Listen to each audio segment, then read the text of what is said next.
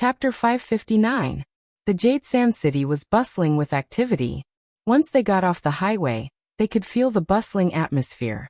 Lin, who didn't know where Thundercry lived, but with Lei Jun's guidance, the group headed straight for Thundercry's headquarters. The Lei family had been in the underworld for generations. They understood the principle of a crafty rabbit having 3 burrows. Not only did they have a residence in the city, they also had a huge independent villa outside the city. There were 3 floors inside and 3 floors outside, all of which were filled with spies. If there was any movement, Lei Ming would receive the news. As a result, before the 2 cars could get close to the Lei family's villa, they were already discovered. The roadblock at the intersection was put down, blocking the car. Tang Zheng got off the car and looked around. The Lei family's base camp was like a small kingdom, several times larger than Huang San's base camp in the past. When the 2 cars were stopped by the roadblock, a large group of people with unfriendly expressions surrounded them. Tang Zheng was too lazy to waste his breath with these people, so he asked Yi Yuan to escort Lei Jun out of the car. Immediately, when the other party saw the battered and exhausted Lei Jun, it was as if a hornet's nest had exploded, as they roared and rushed over like a tide. Tang Zheng squinted his eyes, and with a wave of his hand, the witch clan immediately rushed out like a tiger and wolf, like a ferocious beast playing with water. The other party's crowd was immediately torn apart, and many people were like splashes of water, flying in all directions. The witch clan was born with divine strength, and was also a cultivator. How could this group of mobs who only knew how to force themselves to be strong be compared to them? Not long later, the ground was covered with people, screaming miserably at the top of their lungs. When the others saw this, they finally knew fear and retreated. Who dares to cause trouble in my Lei family? Suddenly, a furious roar sounded out, and the crowd automatically separated. Lei Ming walked out boldly, his eyes like torches, staring at the enemy fiercely. When he saw Lei Jun, his pupils constricted and he couldn't help but clench his fists. Who are you people? Tang Zheng took a step forward and said, You sent people to destroy my business, but you don't know who I am. How interesting. Lei Ming narrowed his eyes and examined Tang Zheng from head to toe. He asked, Are you Tang Zheng?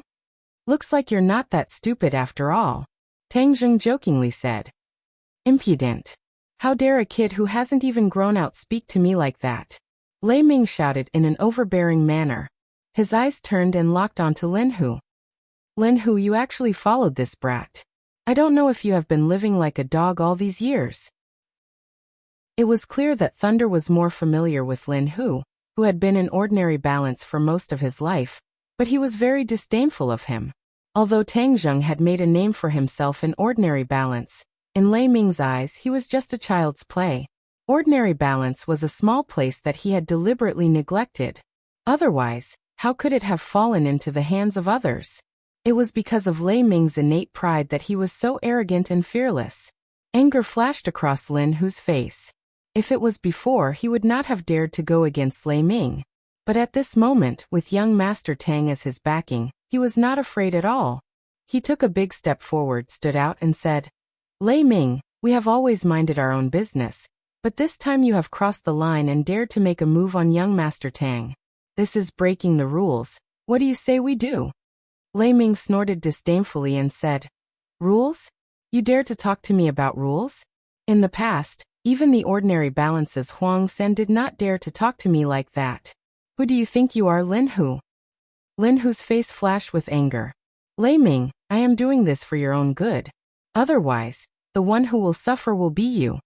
Lin Hu had long understood Tang Zheng's style of doing things. If people did not offend him, he would not offend them. If people offended him, he would kill them. However, Lei Ming was not Huang San, and Yu Shao was not the ordinary balance. Although Lin Hu believed in Tang Zheng's strength, he did not want Tang Zheng to fight to the death with Lei Ming. Tang Zheng could see through Lin Hu's thoughts, but he did not comment. Since he had such thoughts, then he would let him express it. Lei Ming did not know of Lin Hu's good intentions. He was extremely disdainful as he arrogantly laughed. Arrogant? You dare to be so arrogant in my territory, and even dare to say that you are doing this for my own good. Whatever, it seems that my Lei Ming's reputation is not as good as it was in the past. Any random cat or dog dares to step on me. Today, I will use your deeds to tell others that in this place, I, Lei Ming, have the final say. Lin Hu helplessly shook his head. The other party was stubborn and treated his good intentions as bad intentions. Since that was the case, then there was nothing to talk about. Otherwise, it would be a waste of Tang Zheng's prestige. Lin Hu took a step back and respectfully stood behind Tang Zheng, not saying another word. This result had long been within Tang Zheng's expectations. These stubborn old men would not listen to Lin Hu's words. Tang Zheng leisurely walked forward and said softly, I hate threats the most. Since you have threatened me, then I will definitely not turn a blind eye to it. I must prevent this kind of thing from happening again. However, if you tell me where Qin Lao is, then I will let you die a little faster. Lei Ming looked at Tang Zheng in disbelief. Was this brat talking about fantasy? How could he say such shameless words? Lei Ming was stunned for a long time before bursting into laughter. Even his subordinates were laughing. Some of them were laughing so hard that they could not straighten their backs. This was too funny. They had never seen such a reckless person. You want to find Qin Lao? You are not qualified. You want to kill me? Then I will send you to hell first. Lei Ming's face darkened like 10,000 years of ice. He waved his hand and said, Get rid of them all. Don't leave a single one alive. Tang Zheng also frowned and said, One is not enough, it's ruthless enough, as expected of you running amok in Yusha for so many years. Since you want to start a massacre, if I don't return the favor, wouldn't that be too rude? Yuan, get rid of Lei Jun. Yi Yuan did not hesitate to grab Lei Jun's neck. Lei Jun immediately rolled his eyes and could not breathe. Seeing that his son was in danger, Lei Ming was unable to restrain his anger and roared, Kill him and save my son. Ka ka ka. The sound of gun bolts being pulled rang out, and a dozen or so people jumped out from behind Lei Ming. Each of them had a pistol in their hands, and this was one of Lei Ming's killing moves, a group of death warriors raised by the Lei clan. This group of people could be called sharpshooters, and it was unknown how many lives they had taken. Many of Lei Ming's enemies had already died at their hands. At the same time they fired, their feet did not stop as they quickly approached in an attempt to save Lei Jun kill. Tang Zheng did not retreat an inch. Instead, he took the lead and with a loud roar, he soared into the air and dodged the bullets. The War Soul Sword was already in his hands. The War Soul Sword had long been thirsty to drink human blood. Today it was just the right time to use these people as sacrificial offerings. With a flash of the blade, Tang Zheng had already pounced in front of the death warrior. With a wide swing of his sword, the pistol in one of his hands broke into two pieces, but the opponent's reaction was also very fast. With his other hand he also took out a gun and aimed it at Tang Zheng and pulled the trigger. The opponent was actually able to shoot left and right. Both of his hands could use the gun, and his marksmanship was extremely accurate. The War Soul Sword crossed his chest to block, clang clang clang. The golden bullet struck the sword, but did not injure Tang Zheng in the slightest. How could Tang Zheng allow the opponent to suppress him like this? With a flash, he moved away from the muzzle of the gun, and the War Soul Sword fell from the sky. Poochie, the opponent's two arms were cut off, blood splattering everywhere. Tang Zheng kicked the opponent in the chest, and the opponent flew backwards. All of this seemed complicated, but in fact it all happened in a split second. Seeing the bullets flying towards him, Yi Yuan grabbed Lei Jun and used him as a shield, blocking in front of him. Pu, blood splattered everywhere, and Lei Jun immediately turned into a hornet's nest, dead to the point that he couldn't be any more dead. Lei Ming's eyes nearly popped out of their sockets when he saw this. He roared, My son, kill them all. Avenge my son. Don't leave a single one alive. Kill them all. Kill their families too. Cut the weeds and dig up the roots. Leave no one alive. Immediately, the faces of the death warriors became even colder, as if they were facing death, and the speed at which they pulled the trigger became even faster. The Witch Clan warriors did not sit still and wait for death.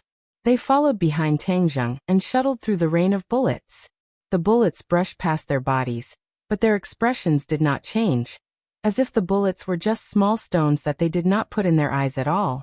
The Witch Clan warriors already knew the power of guns and cannons, so of course they would not foolishly use their bodies to block them.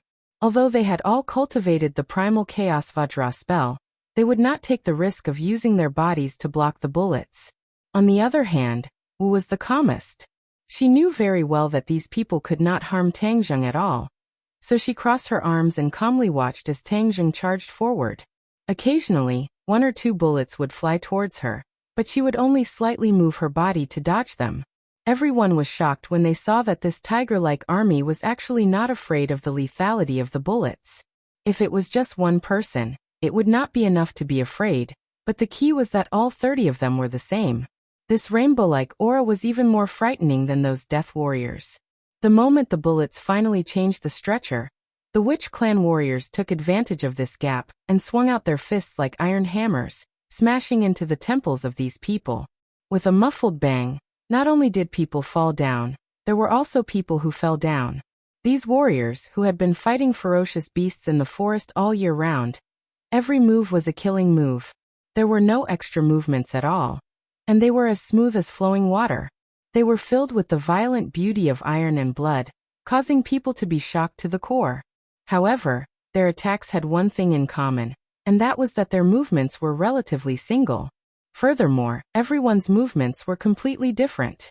It was obvious that they were not the moves of the system, but the moves that they had figured out in practice. This was the weakness of the Witch Clan.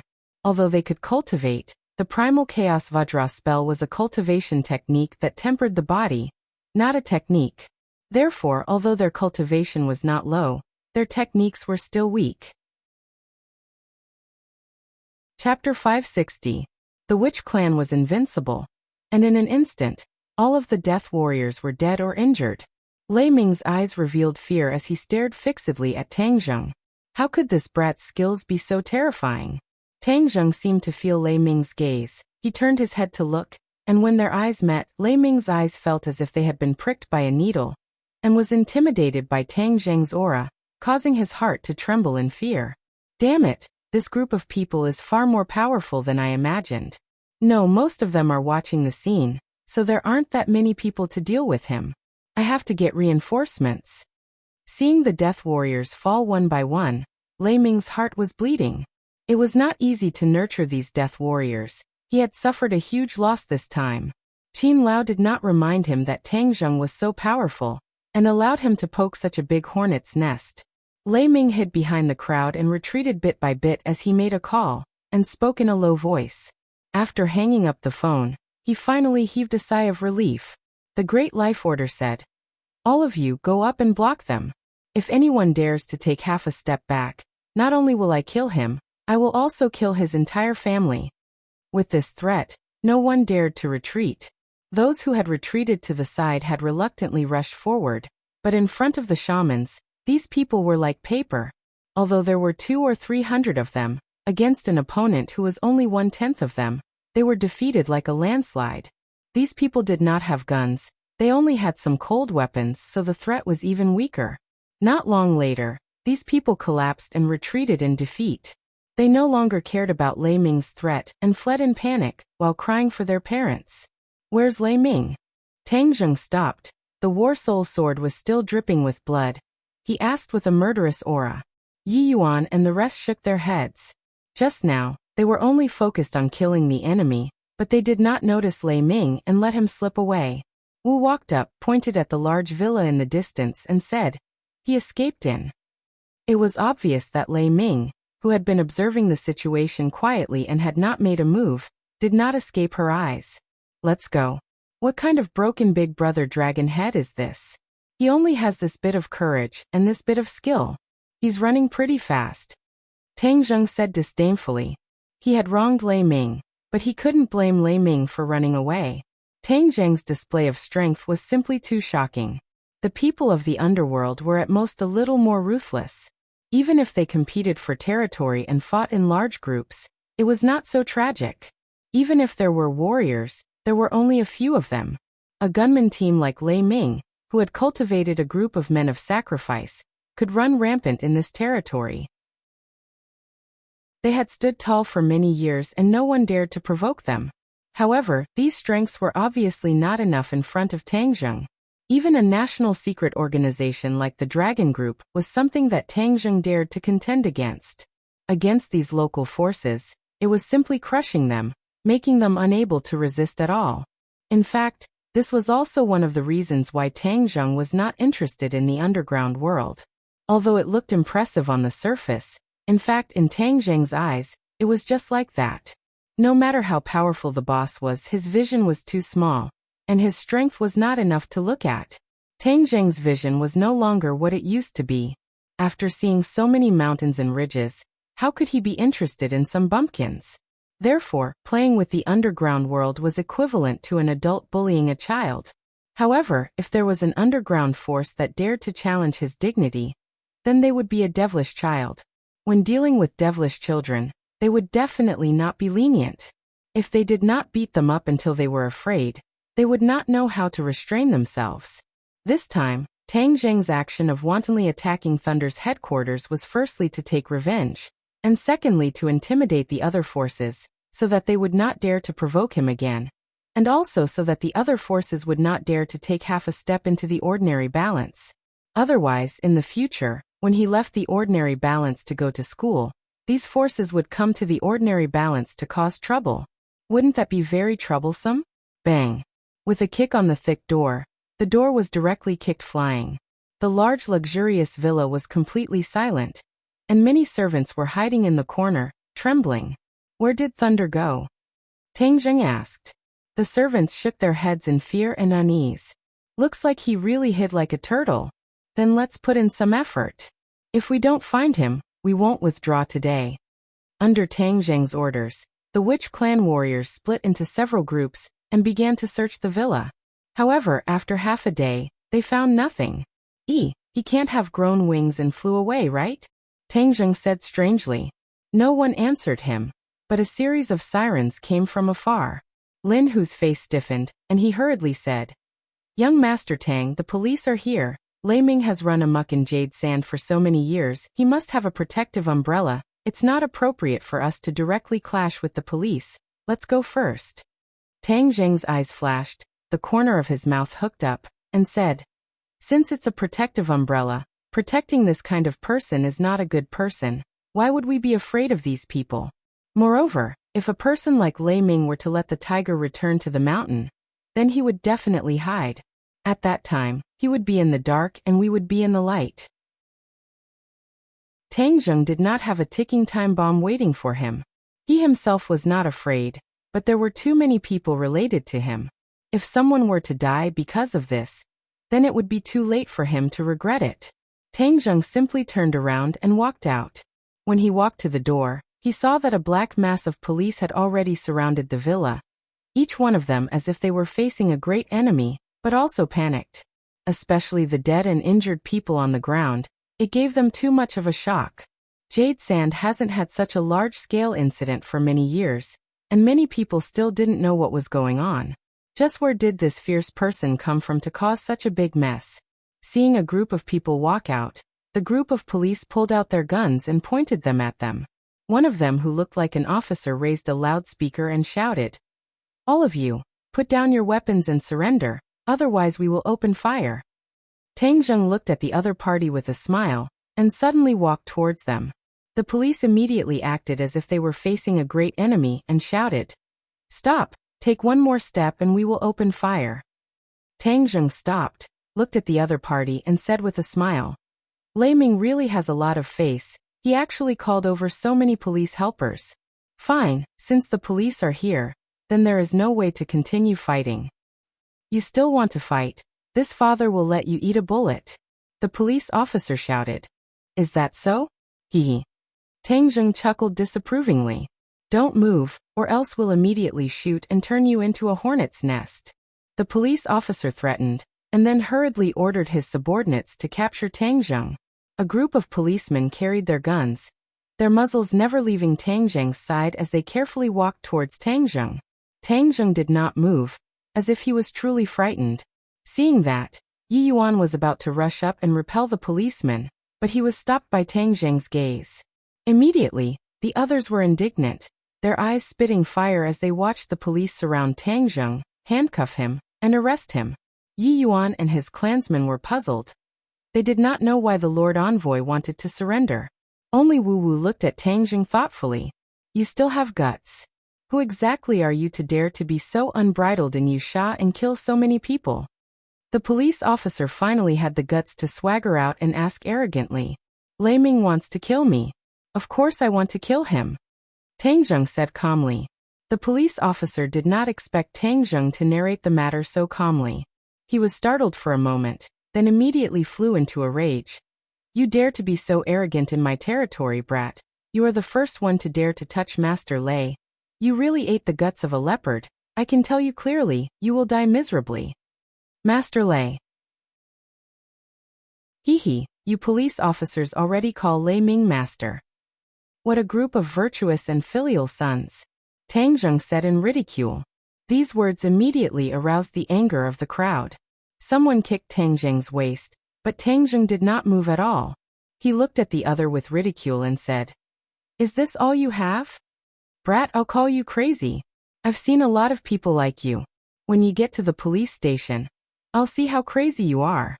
The police officer clenched his teeth and said, obviously hating Tang Jing to death, Arrest the others, don't let a single one of them go. We must severely punish this group of outlaws. The police immediately pounced on the Witch Clan warrior. Without the orders of the envoy, everyone dared to be angry, but did not dare to say anything. No one resisted as they were all handcuffed. Moreover, the police did not let down their guard in the slightest. One by one, the black muzzles were pointed at them, ready to fire at any time. Tang Jing, however, acted as if nothing had happened. He stared at the other party and said, Since we've been arrested, then shouldn't the main character come out and say a few words to show off his strength and express his feelings? The other party was stunned for a moment, unable to understand Tang Jing's thoughts. Brat, you talk a lot.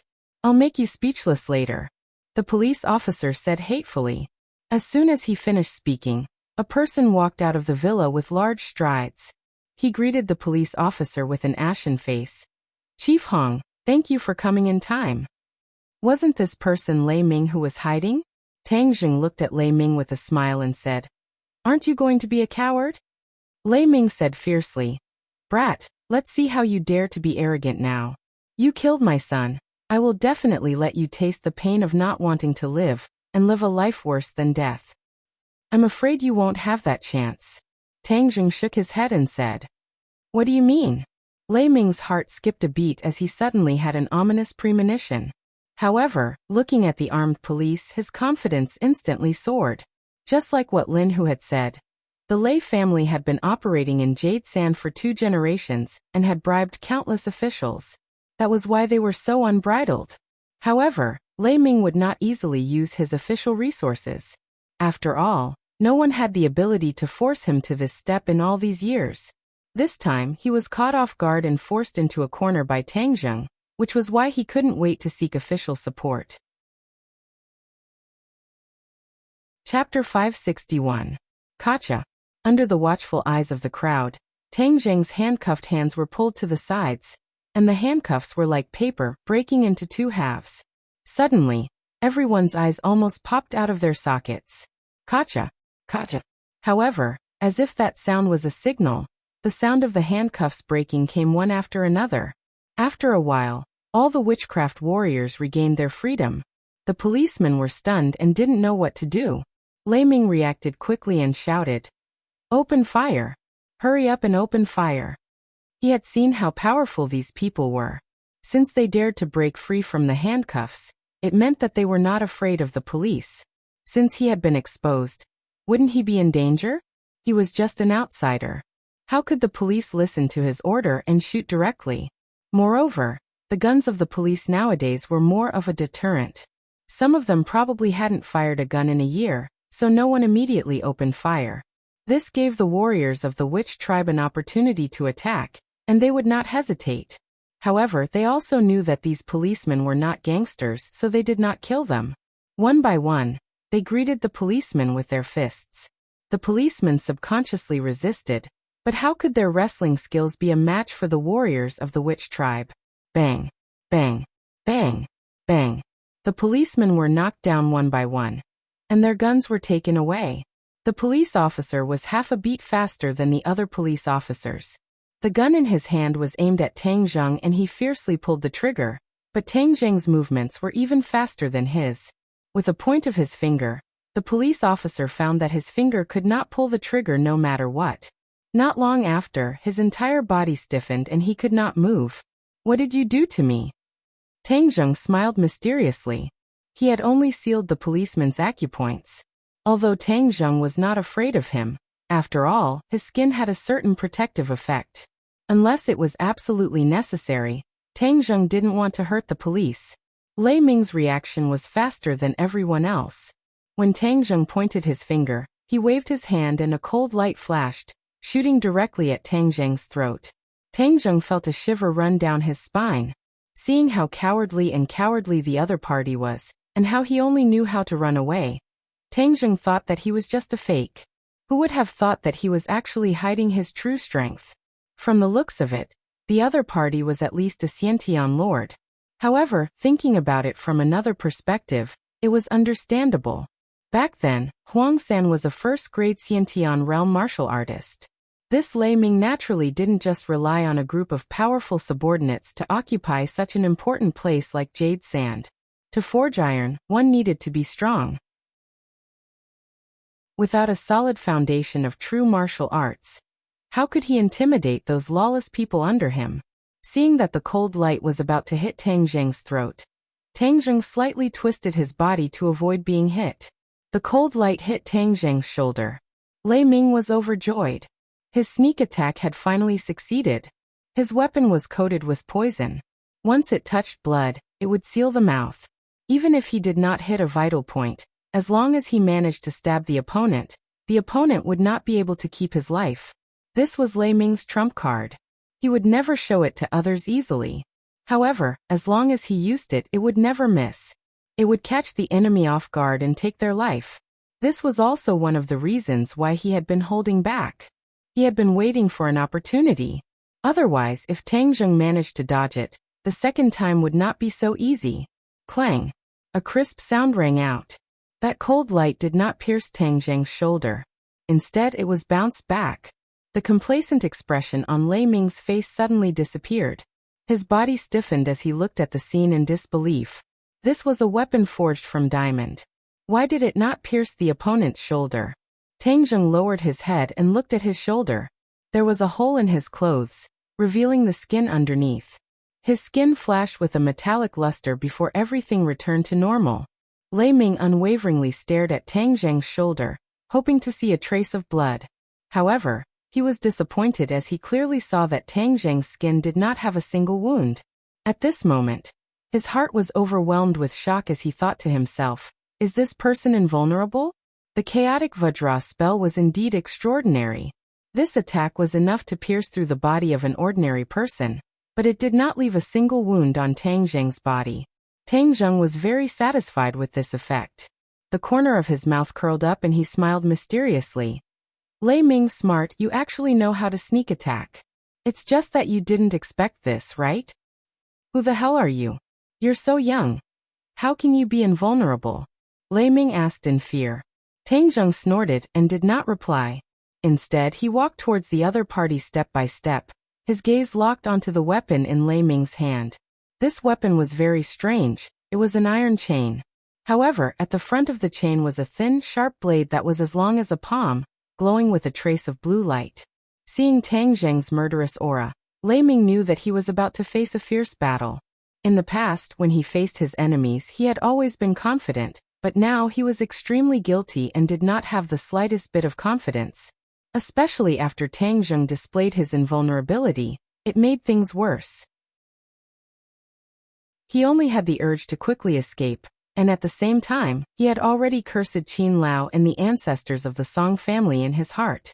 If they had not come to find him and promised him great benefits, how could he have provoked a nemesis like Tang Zheng? Seeing Tang Zheng close in, Lei Ming let out a low roar and hurriedly retreated. With a flick of his finger with a so sound, the chain flew out and attacked Tang Zheng like a poisonous snake. With a flash of sword light, the war soul sword slashed fiercely, causing ripples in the air.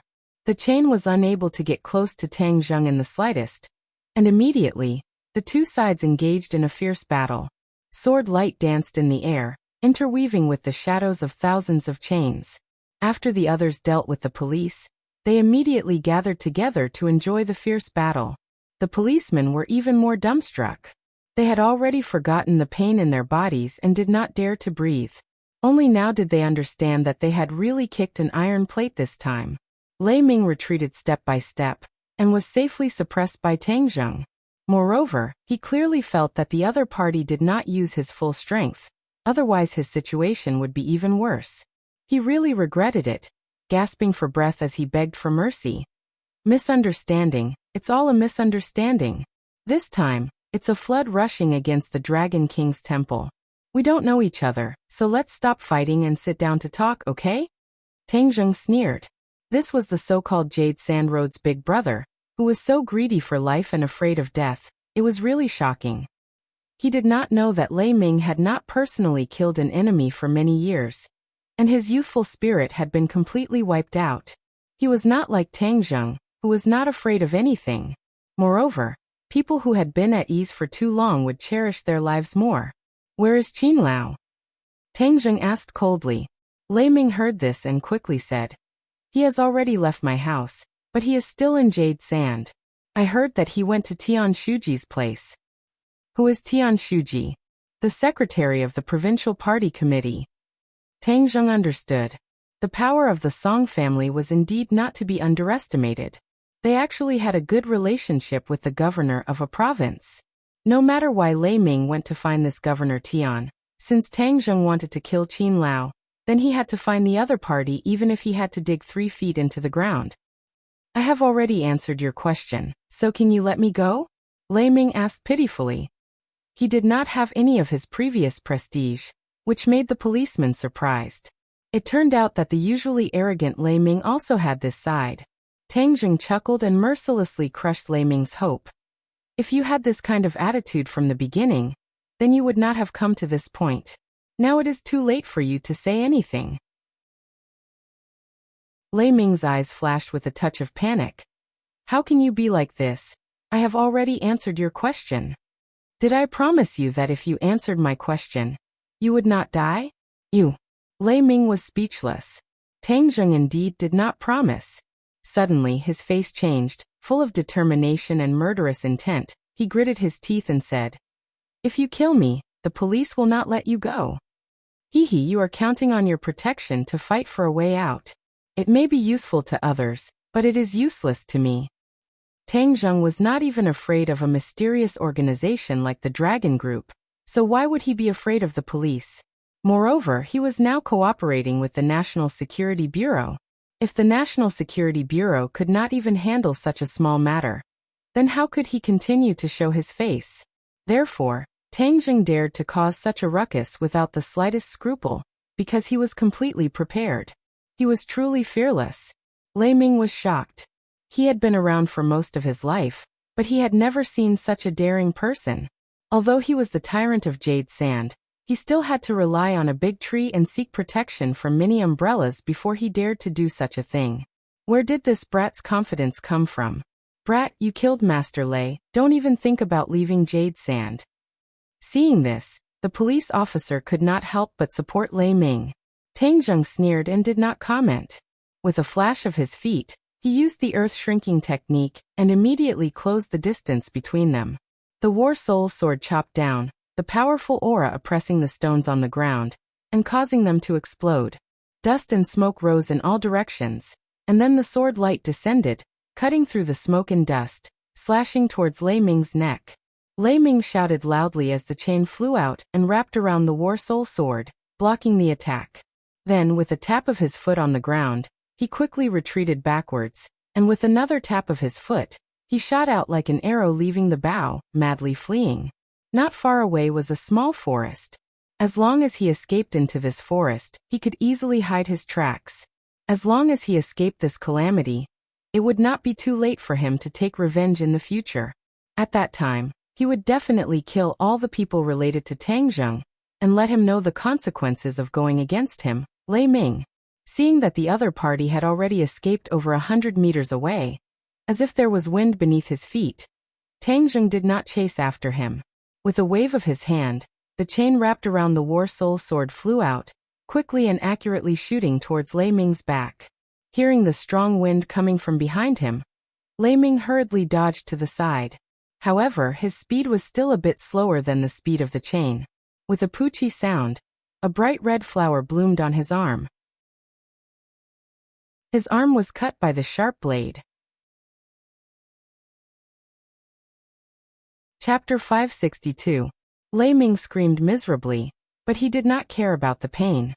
He grabbed his arm and saw that the blood flowing out of the wound had already turned black, and like a small snake, many black lines spread out from the wound to the other parts of his body.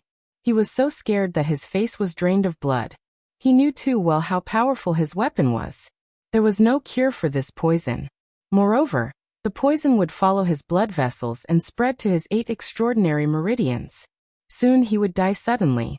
Furthermore, he did not have the antidote. I can't die, I can't die.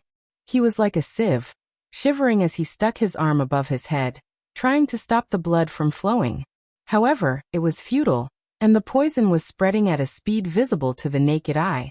The others watched from afar as he was scared out of his wits. They were truly curious. Tang Zheng and Wu Qiue's eyes flashed at the same time as they ran towards Lei Ming.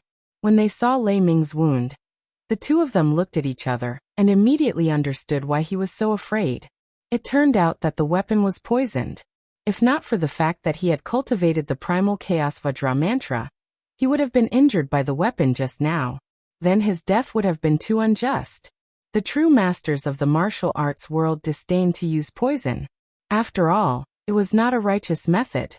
Moreover, those masters were very confident in their skills. Why would they use poison and lower their status?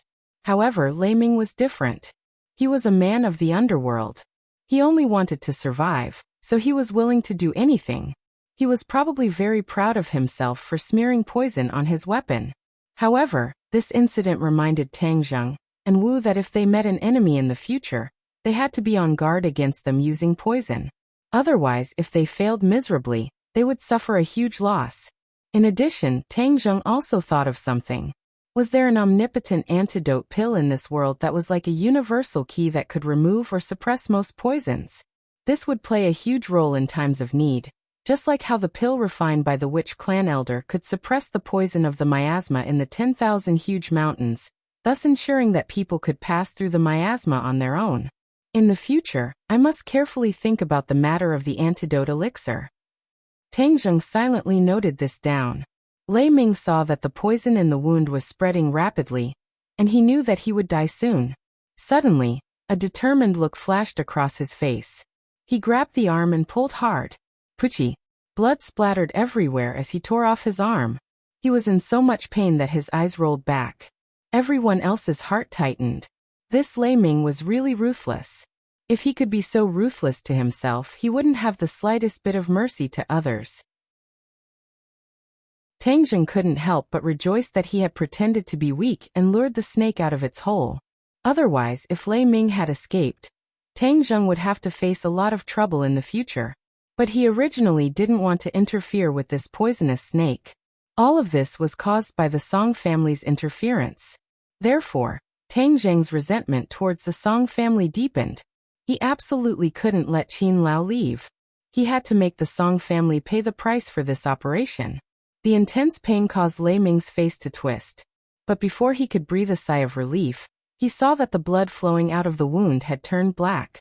This meant that the poison had spread to the internal organs of his body. Suddenly, his face turned ashen.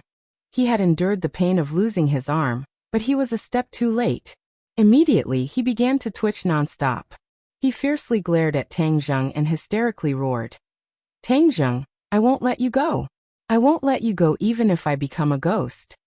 Humph, this is you seeking your own death. You only have yourself to blame. If it wasn't for my strength being above others, I would have already died by your hands. Since you're in this line of work, you should understand the principle of the weak being prey to the strong.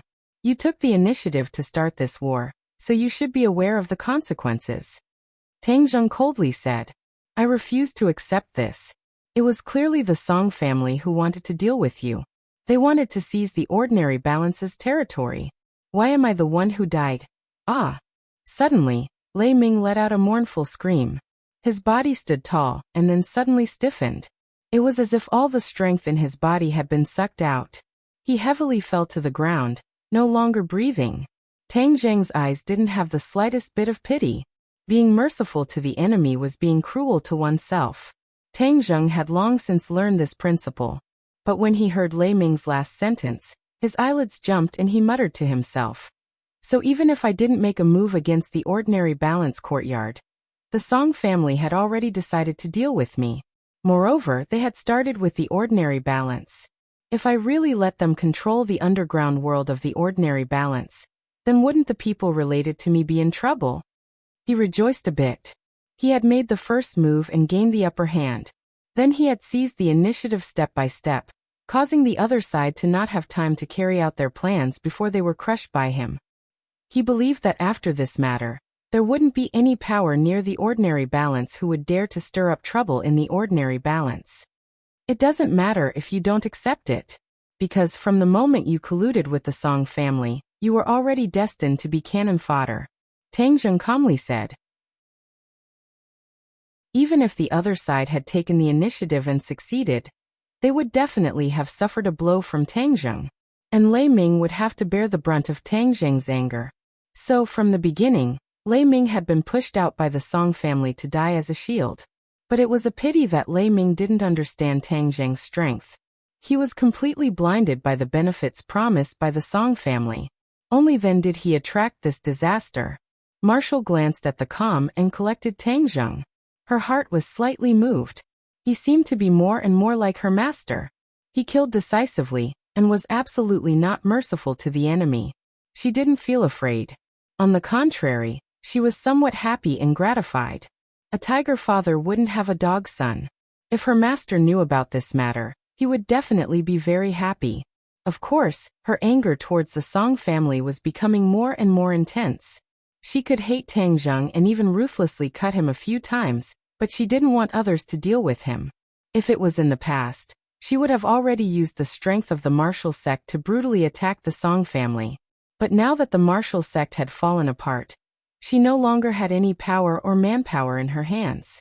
She could only silently remember this matter in her heart, and wait for the right time to give the Song family a fatal blow. She had to let the Song family know the consequences of daring to deal with Tang Zheng. The two of them walked back to the front of the policemen. All of them had expressions of fear on their faces. Even though they had seen a lot of things and had even caught a lot of criminals, they still felt fear when facing a person of Tang Zheng's level. Moreover, he seemed to have no fear in his heart. Even though he had killed Lei Ming in front of everyone, he wasn't in a hurry to escape. Instead, he looked at them with interest. Ah, could it be that killing Lei Ming wasn't enough for him, and he still wanted to kill all of the witnesses? Everyone's heart skipped a beat. It was as if they had fallen into an ice cave.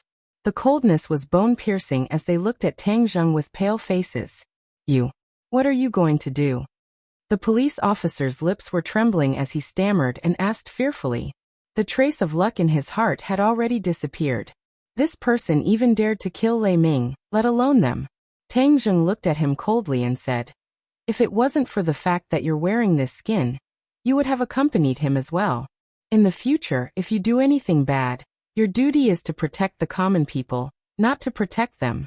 Do you understand?" When the other party heard that he could live, he was overjoyed and hurriedly said, "Understood, understood. We will definitely turn over a new leaf and do our duty to protect the common people." Tang Zheng coldly snorted, turned around and left. The Witch Clan warriors also followed, and the two cars sped away like lightning. "Sai, you haven't untied me yet. I can't move," the police officer shouted in panic, but the car had already gone far away. At the intersection of the highway, the two cars stopped. Tang Zheng instructed Tang Zheng to send his clansmen back to the ordinary balance. There were too many people, and the target was too big. If there was a mishap, no matter who lost, Tang Zheng's heart would ache. "Lord Envoy, this place is dangerous. We will stay by your side to protect you," Yi Yuan insisted. Tang Zheng laughed and said, "No one can hurt me in this jade sand. Don't worry, bring your clansmen back. Lin Hu arrange for them. These people will be escorting our businesses in the future." Lin Hu still had not recovered from his shock. Even though he had followed Tang Zheng for a few days, he had not experienced many major events, so he did not have a thorough understanding of Tang Zheng's style. After experiencing this matter, he truly understood that Tang Zheng's realm was far from what he could imagine. Many of the rules and difficulties that he thought to be difficult were not even worth mentioning in front of Tang Zheng. "Young Master Tang, Lei Ming is already dead.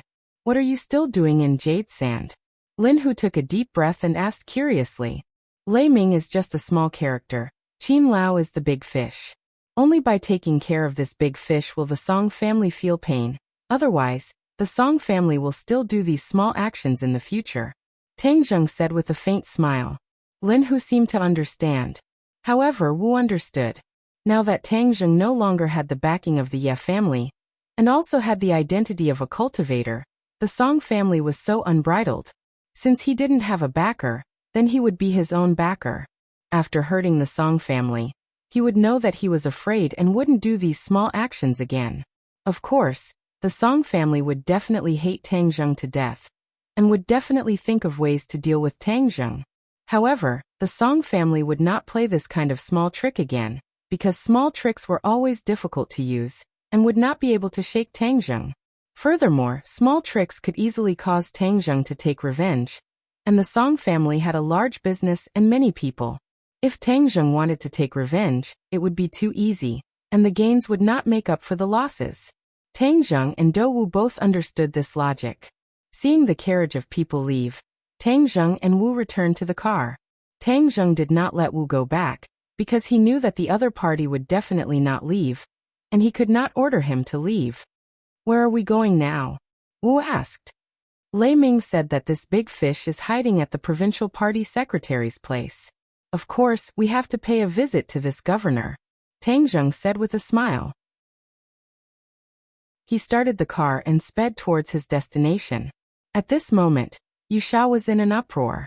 The news of Lei Ming's death was like a spring breeze blowing through the streets and alleys. However, many people did not know the specific details. Only a few related personnel knew. As for the witnesses, they were all ordered to keep their mouths shut. Chapter 563. The provincial committee's courtyard was filled with the most powerful people in the province. The security was tight, and ordinary people would not be able to break in at all. However, to Tang Zheng and Wu, this was not a problem at all, because the two of them were not ordinary people. They did not walk through the main door, but instead found a remote corner of the courtyard wall, and with a leap, they quietly entered the courtyard. Qin Lao was hiding under the protection of the provincial party secretary, so naturally, Tang Zheng would not be the slightest bit afraid, but he would be even more cautious. However, it was not easy to find a person in this large courtyard. He had to find someone and ask which house the provincial party secretary lived in. At this moment, the sky had completely darkened. The night had become the best protective clothing for the two of them. Even if a few groups of guards patrolled past them, they did not discover them. Suddenly, a person walked out from a building.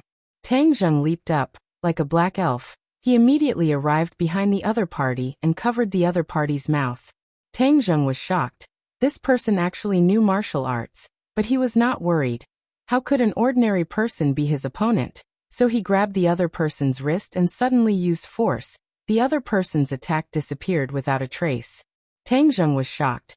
This person actually knew martial arts, but he was not worried. How could an ordinary person be his opponent? So he grabbed the other person's wrist and suddenly used force. The other person's attack disappeared without a trace.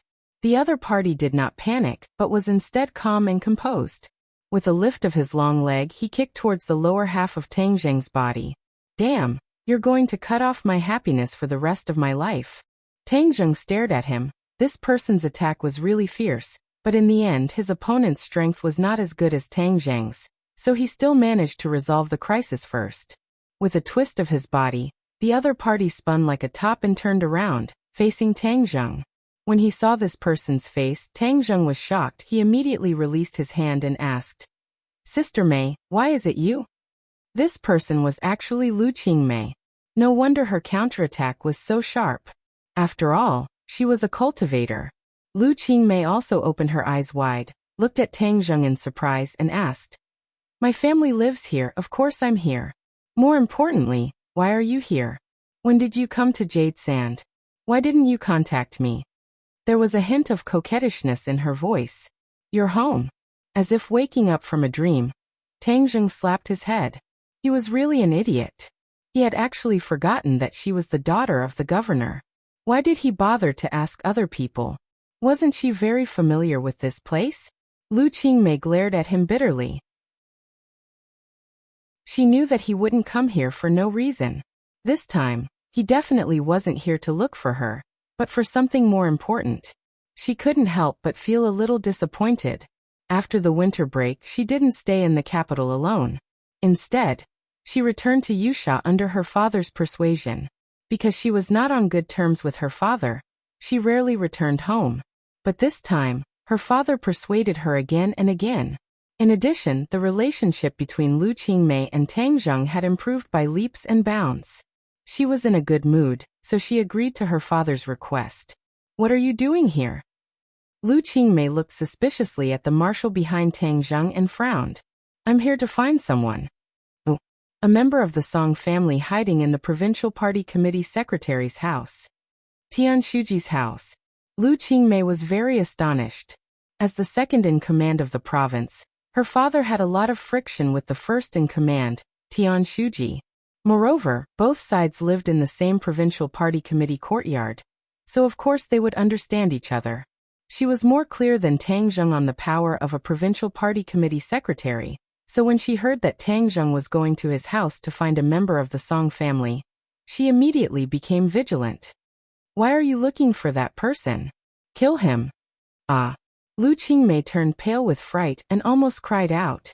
She immediately covered her mouth and fearfully said, "Why do you want to kill him? Moreover, you're too daring. You dare to charge into the Provincial Party Committee Secretary's house and kill him." Tang Zheng was expressionless as he firmly said, "This person must be killed." "You." Lu Qingmei speechlessly rolled her eyes. She knew that since he had already made up his mind, it would be useless for her to persuade him. Tang Zheng was such a person. He could be muddle-headed over small matters, but he would never change his mind because of a person's words. If it was in the past, Lu Qingmei would definitely shout and forcefully stop Tang Zheng when she heard that he wanted to kill someone. But now that she was also a cultivator, many of her views had subtly changed. Moreover, she knew that Tang Zheng was not a bloodthirsty person, so this person must be a threat to him. "You're going to rush in and kill that person in front of Tian Shuji?" Lu Qingmei curiously asked. Tang Zheng nodded. At this time, Lu Qingmei didn't know whether to laugh or cry. She stretched out her slender finger and tapped Tang Zheng's forehead as she angrily said, "You're too careless. Although I don't know what the reason is, you absolutely can't rush in and kill someone. This will cause a huge uproar. If I don't do this, could it be that I have to wait for a long time and wait for the governor to leave home before I take action? A long night is fraught with problems. I don't want to delay," Tang Zheng helplessly said. Lu Qingmei smiled. Her eyes rolled as she proudly said, "I say you're smart, but sometimes you're really stupid. You don't have a way, but I have a way. You must know that this is my territory. Is it okay?" Tang Zheng was half believing and half doubtful. Lu Qingmei glared at him and said, "You don't believe me, right? Just wait for me. Just now I saw that Tian Shuji has already returned home. In a moment I'll have him leave home, and then you can take action." Seeing her solemn vow, Tang Zheng no longer doubted her, and nodded to show that he understood. It was better to avoid trouble. If he could quietly kill Qin Lao, then there was no need to make a big fuss. Lu Qingmei was overjoyed as she said, "Just wait for me. Watch me. Wait for me for a moment. I'll be right out." Finished speaking, she directly returned home. Governor Lu sat on the sofa reading the newspaper. Seeing his daughter return, he curiously raised his head and asked, "Qingmei, didn't you say you wanted to go out and get some fresh air? Why did you come back?" "There's something I need to do. Whatever it is, we'll talk about it tomorrow." You should rest well today. I've already made an appointment with your Uncle Yang to eat together tomorrow. Xiaoyu finally came back from abroad. Tomorrow you two should meet. You're both young and should interact with each other. You're not young anymore. Governor Lu solemnly said. Lu Qingmei's expression suddenly changed as she said, Didn't I just say it? If you want to go, then go by yourself. I don't want to go. Don't think that I don't understand that this is a disguised blind date. I've already told you that I already have a boyfriend. Governor Lu's expression sank as he said, What boyfriend? You're still talking about that student of yours, right? Nonsense. I've already told you time and time again that you and him won't end up together. Xiaoyu came back from abroad, and not only did he study abroad, he also worked abroad for many years. He's mature and steady. This time he came back to start his own business. This is a true young talent. He's much better than that whatever student of yours. Lu Qingmei curled her lips and retorted. Tang Zheng is much better than him. It's just that you're looking at people through colored glasses and turning a blind eye to it. Isn't it just the top scorer of the college entrance examination? Ordinary people would think that the top scorer of the college entrance examination is amazing, but I've seen too many of them. They only know how to study and may not have much success in the future. I've seen many top scorers enter society and become mediocre. Governor Lu said disapprovingly. Can we not talk about this matter? I'm looking for you for business. Didn't you say today that you wanted to talk to Tian Shuji about something? Since you're free tonight, why don't you ask him out to talk about business? Lu Qingmei slyly winked as she suggested. Governor Lu was surprised. He looked at his daughter curiously and asked, Why did you think of this matter? I suddenly thought of it. You've never cared about my work before. Governor Lu looked at her like she was an alien. Can't I care about it now? Governor Lu was overjoyed.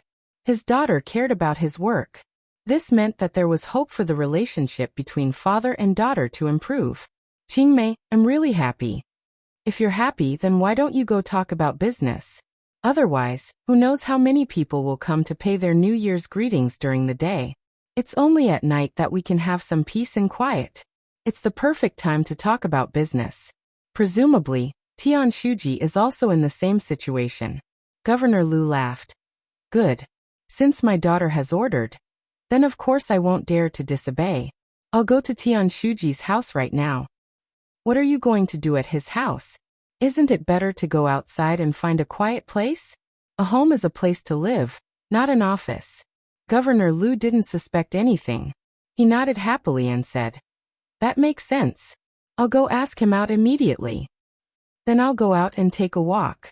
Watching Lu Qingmei walk out of the house, Governor Lu smiled and muttered to himself, After all, my daughter has grown up and knows how to be considerate of me. For her happiness, I can't let her be with that student. Tomorrow's appointment with old Yang is imperative. After she compares Xiaoyu and that student, she'll naturally know who's better and who's worse. Lu Qingmei came back. She was like a child who had presented a treasure. She hid in the shadows with Tang Zheng. She pointed to a house not far away and said, Tian Shuji's house is there.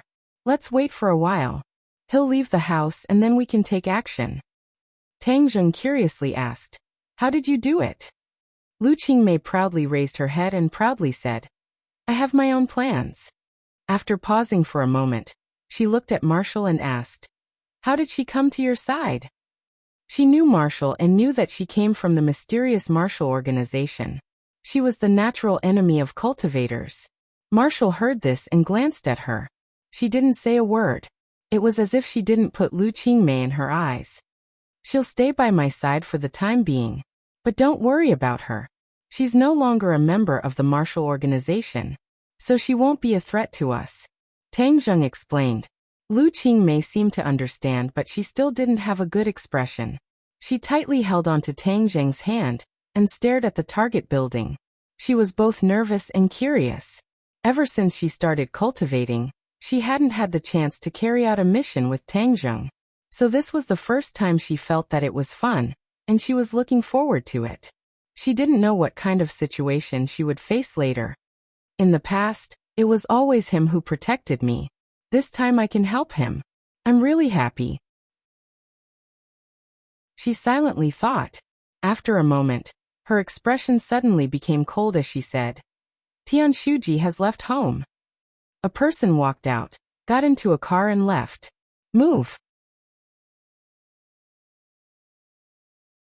Chapter 564. In the darkness of the night, the three people quietly approached the target.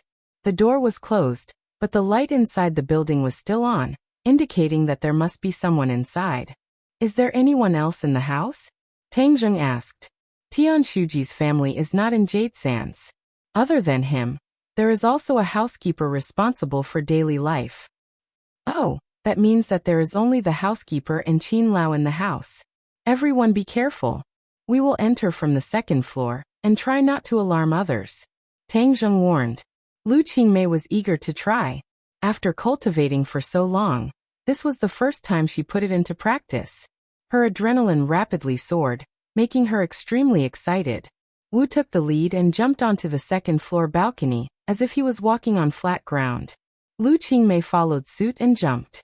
Her toes touched the wall, but she suddenly panicked and almost fell down. Tang Zheng's eyes were sharp and his hands were fast. He immediately hugged her and flew onto the balcony together. Lu Qingmei's face was red. She was full of confidence, but she did not think that such a simple action would cause her to almost drop the chain. Tang Zheng understood her mistake. Combining theory with practice was not something that could be accomplished in a short period of time. A little mistake was inevitable. Patting her shoulder, he comforted her with his eyes. Lu Qingmei's heart skipped a beat. She understood and was greatly encouraged. She firmly nodded her head, full of confidence. Tang Zheng brought her along this time not because he expected her to be of much help, but mainly to train her. After all, she may encounter danger in the future, so she shouldn't rush at the last minute. The three people entered the room. The room was pitch black, but with the help of the light from the window, they could vaguely distinguish everything in the room. They smoothly passed through the room and arrived at the corridor. Listening carefully, they heard a sound coming from the kitchen on the first floor. Housekeeper.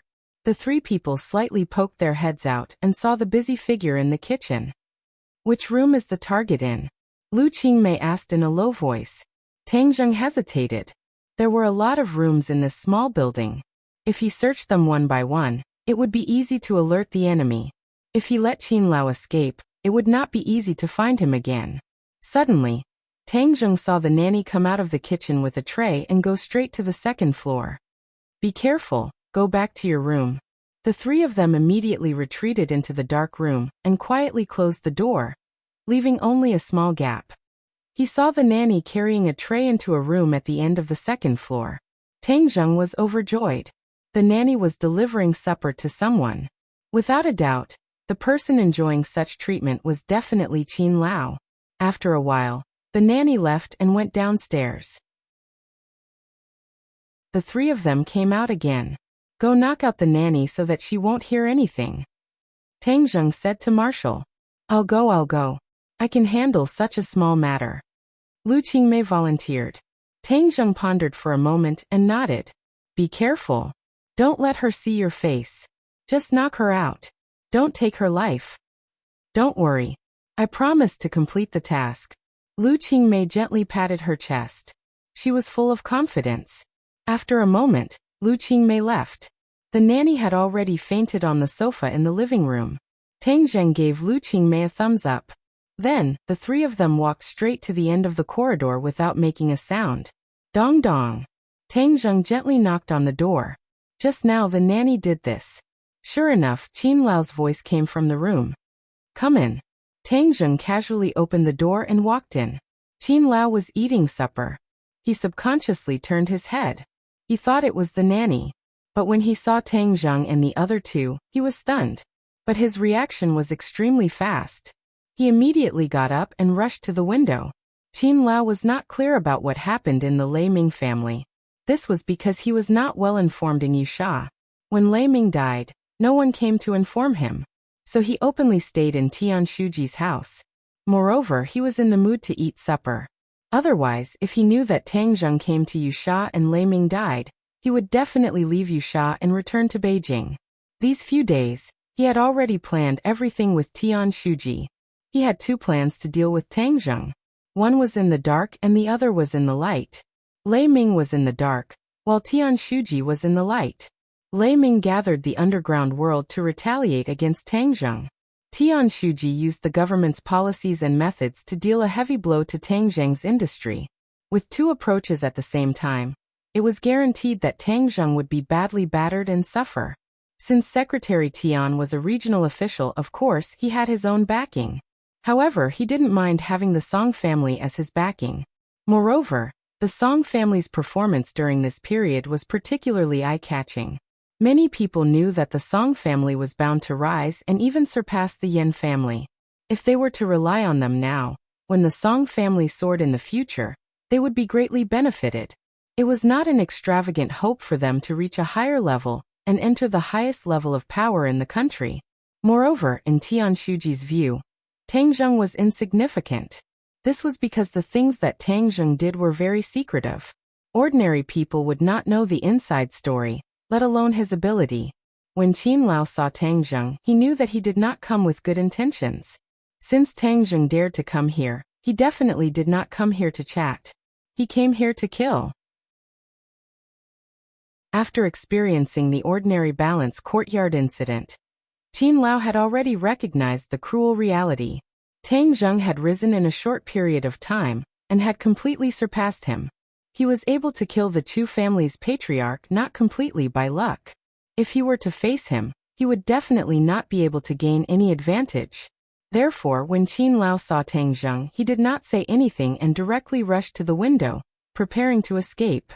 But how could Tang Zheng let him get what he wanted? He used the earth-shrinking technique and arrived first, blocking in front of the windowsill. The War Soul Sword directly greeted the other party. Qin Lao was aghast and hurriedly dodged. A cold light flashed in his hand, and he also revealed his weapon. A long sword that shone with a cold light fiercely trembled. Like a poisonous snake spitting out its tongue, it instantly blossomed into sword flowers and blocked in front of Battle Soul. Both of them were experts in using the sword. Old Man Qin had seen the sword technique of the famous sword god before, so he had a unique understanding of the way of the sword. Therefore, when he first saw Tang Zheng use the heaven-flying immortal's sword technique, he knew that this sword technique was exceptionally exquisite. It even surpassed the sword technique that he had practiced for many years and coveted it. Now that he was fighting with Tang Zheng, he did not hold back at all and used all his skills. Qin Lao's sword technique was not very fast, but it was very accurate. Every move and every style was targeted, greeting Tang Zheng's vital points. How could Tang Zheng be afraid of him? In terms of the way of the sword, Qin Lao's sword technique was not even 1/10,000th of the heaven-flying immortal's sword technique. Thus, when faced with Old Man Qin's attacks, Tang Zheng was able to deal with them with ease. Move by move, he counterattacked. Suddenly, the house was filled with sword images, and the sword wind was biting cold. The house suffered, as the roof and walls were riddled with holes, as if they had been chiseled by knives and axes. The furniture was also reduced to piles of debris. Marshall stared at Tang Zheng. A battle of this level was quite beneficial to her. If she had the chance, she could also comprehend a lot of essence, which would be of great benefit to her cultivation. She stood at the door, and the sharp sword wind disappeared without a trace in front of her, unable to hurt her in the slightest. Lu Qingmei was obviously not as calm as Marshall. Although she was also a cultivator, she rarely saw this kind of battle. Especially when it was so intense, if she was not careful, she would lose her life.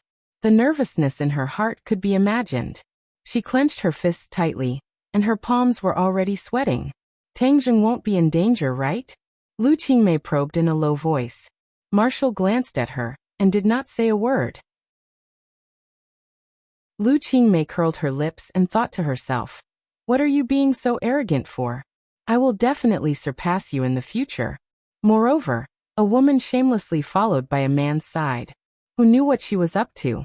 As a woman, she naturally did not want to see a woman following by her beloved's side. Moreover, this woman was not only skilled, but also very beautiful. This threat was too great. Unknowingly, Tang Zheng had already gradually gained the upper hand. The exquisiteness of the heaven-flying immortal sword technique was displayed incisively and vividly. This made Qin Lao realize that he had underestimated this sword technique. He was filled with regret. At that time, if he was not afraid of the master behind Tang Zheng, he would have killed this brat and seized this sword technique. Then, his cultivation would definitely have reached a higher level. How would he have suffered this calamity of killing a monk? Tang Zheng, you really want to kill me? Qin Lao unwillingly asked in a cold voice. Since I am already here, if I don't take your life, wouldn't it be a waste of time? Moreover, Lei Ming and his son are already dead. They are waiting for you on the road to the Yellow Springs. Since you are conspiring to deal with me, then let's be companions on the road to the Yellow Springs. Tang Zheng said with killing intent. Qin Lao's heart trembled as he exclaimed, You already killed them? Tang Zheng coldly laughed and did not reply. However, the answer was beyond doubt. Qin Lao was filled with regret. When Lei Ming volunteered to deal with Tang Zheng, Qin Lao tacitly agreed. He even knew that the other side would not succeed. He only wanted to give Tang Zheng some trouble. However, he did not expect that Tang Zheng's reaction would be so fierce and so fast. He directly killed his way to Yusha. Not only did he take the lives of the father and son pair, he also did not want to let him go. I am a member of the Song family.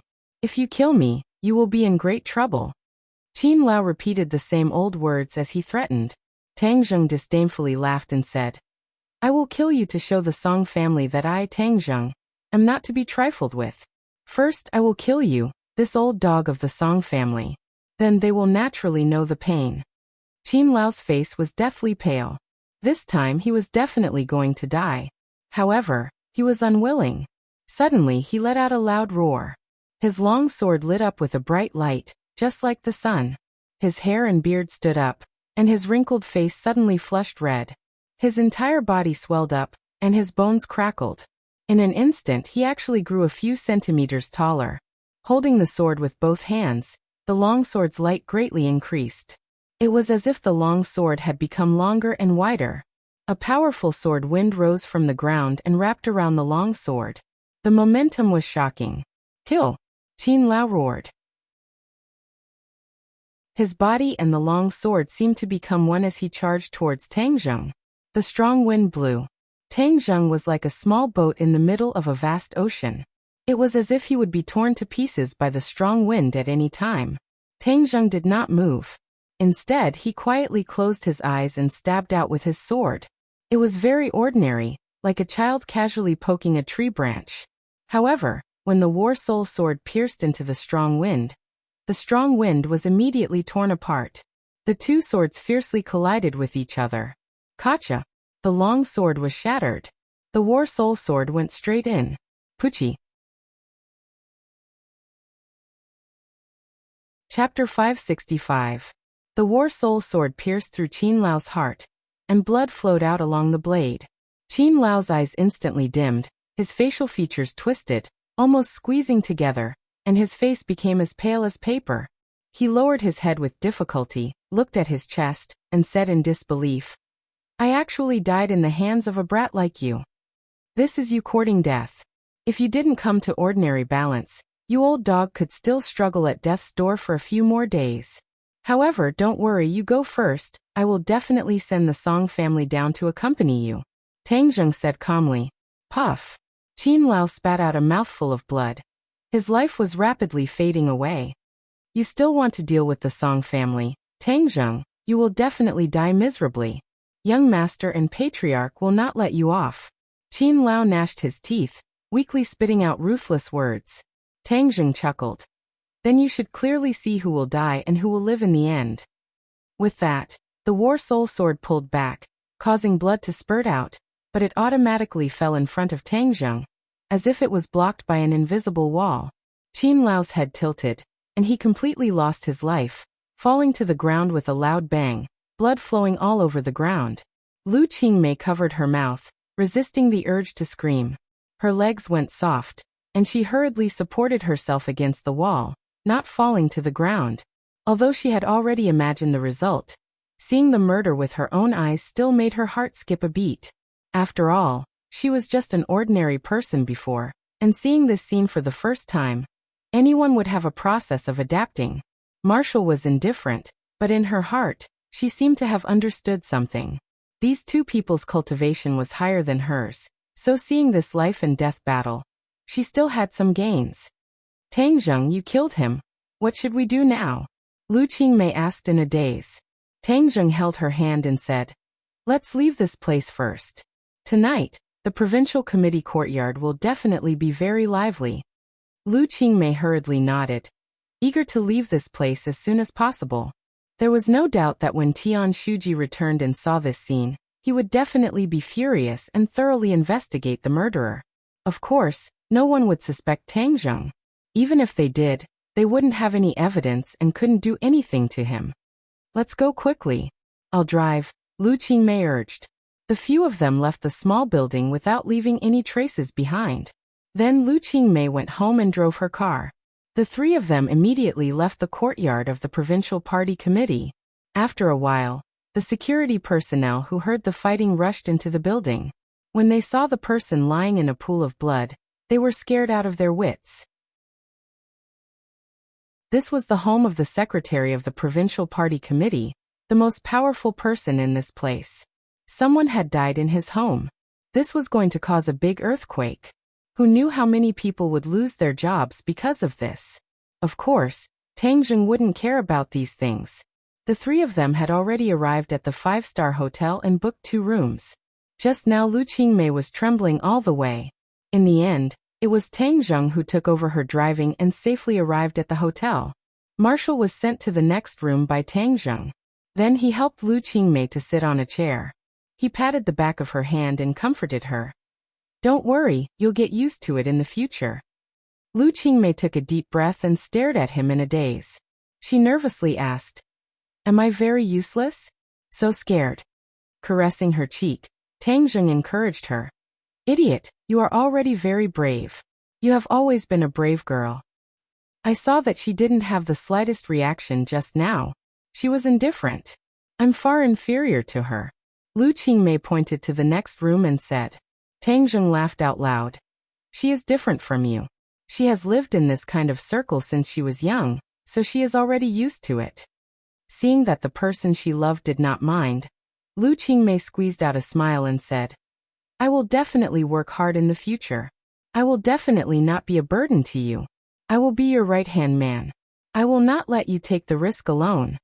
Tang Zheng felt warmth in his heart as he tightly hugged her in his arms. Lu Qingmei was as docile as a kitten as she laid in his arms. She raised her head and looked at his hard face. Her heart felt hot as she took the initiative to kiss him. After experiencing the thrilling scene just now, the fear in her heart vanished into thin air in this passionate kiss and transformed into endless passion. She became particularly proactive and soon sat on top of Tang Zheng. If it was Tang Zheng who was sitting on the chair, she passionately unbuttoned Tang Zheng's clothes. Tang Zheng was not to be outdone and fought back desperately. The temperature in the room quickly rose as the two met passionately. The chair creaked as if it could not bear the two's torture, and was about to fall apart at any time. Ring, ring, ring. Suddenly the phone rang. Your phone is ringing. Tang Zheng panted as he reminded her. Lu Qingmei breathed out like orchids. She hung on to Tang Zheng like a pile of mud and said, Don't worry about the phone. But the phone seemed to want to waste time with them. After pausing for a few seconds, it rang again. Clearly, the other party had a persevering spirit. Who is calling? They really don't know how to pick the time. They really ruin a good thing. Tang Zheng cursed. Lu Qingmei also stopped what she was doing and looked at Tang Zheng with hidden bitterness. You answer it. Otherwise, if it keeps ringing, I will have a shadow in my heart when I do this in the future. Tang Zheng advised. Lu Qingmei could not help but laugh. She tapped the tip of Tang Zheng's nose and said, Wait. She was about to pull away to get the phone.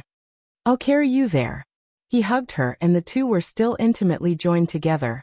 When they came to the phone on the bed, Tang Zheng mischievously moved his body a few times, causing her to cry out in alarm. She hugged his shoulders with all her strength and cooperated with his naughty actions. Shoo, it's my dad. Don't mess around. Lu Qingmei hurriedly restrained Tang Zheng and whispered. Seeing her cautious appearance, Tang Zheng could not help but smile and nod. Hello, what's the matter? Lu Qingmei took a deep breath and resisted the violent fluctuations in her heart. She pretended to be calm and asked, "Qingmei, where are you?" An anxious voice came from the phone. "I'm outside. I won't be going back to sleep tonight." How could Lu Qingmei let go of this opportunity to be alone with Tang Zheng? Not coming back? Then where are you going? I'm already an adult. How can I not find a place to rest? You don't need to ask. Qingmei, there was a murder in our courtyard tonight. A guest in Secretary Tian's house was killed, and the police are currently investigating, but they still don't know who the murderer is. These few days, Yusha isn't very peaceful, so you must be careful. If there's anything, give me a call. Also, remember the appointment tomorrow at noon. You can't let your Uncle Yang's family wait too long. When the time comes, we'll meet at the restaurant, so you must not forget. Didn't I tell you already? I won't go. Lu Qingmei impatiently said. I've already made an appointment with them. Moreover, Xiao Yu also wants to see you. Xiao Yu is very outstanding. You definitely won't be disappointed when you see him. Governor Lu sincerely said. Seeing her father pester her, Lu Qingmei looked at Tang Zheng and her heart moved. She said, Okay, I'll go when the time comes. Tang Zheng also heard the conversation and immediately guessed that her family was forcing her to go on a blind date. He could not help but wrinkle his eyebrows and deliberately straighten his body. Lu Qingmei let out a low cry of surprise and then quickly covered her mouth. She looked at Tang Zheng flirtatiously as if to say that he was too bad. Qingmei, what's wrong? Governor Lu heard the cry of surprise and quickly asked. Oh, nothing. I'll hang up first. Lu Qingmei resisted the waves of strange feeling and hung up the phone. She immediately hatefully stared at Tang Zheng and said, You actually played dirty. You almost caused me to be exposed. You're going on a blind date. Can't I express my opposition? Tang Zheng said. Lu Qingmei froze for a moment, and then immediately let out a bell-like laughter. She blinked and mischievously asked, What are you jealous? I'm jealous. Tang Zheng bluntly said. Lu Qingmei bit her lips. She was both surprised and pleasantly surprised as she said, I really didn't think that you would be jealous. But I'm very happy. Him being jealous means that he really likes her and cares about her. Of course, she would be very happy. Since you know that I'm going on a blind date, then aren't you afraid that I'll be seduced away by a handsome guy? Lu Qingmei deliberately asked. Tang Zheng coldly snorted and domineeringly said, You are my Tang Zheng's woman. If anyone dares to take you away, I will definitely chase them to the ends of the earth. Lu Qingmei charmingly smiled and angrily said, Rude and unreasonable. I am rude and unreasonable. Tonight, I will make sure that you won't have the heart to think about other handsome guys tomorrow. Tang Zheng's attack immediately became fierce like a storm. Lu Qingmei's screams immediately echoed in the room. When the sun was high in the sky, the two slowly woke up. Lu Qingmei laid on his chest and said, You really are bad. After sleeping, I still feel weak all over. Now you know how powerful I am. Let's see if you still dare to think about other handsome guys. Tang Zheng said with a face full of pride. I don't want to, but I can't stand my father introducing me to other handsome guys all day long.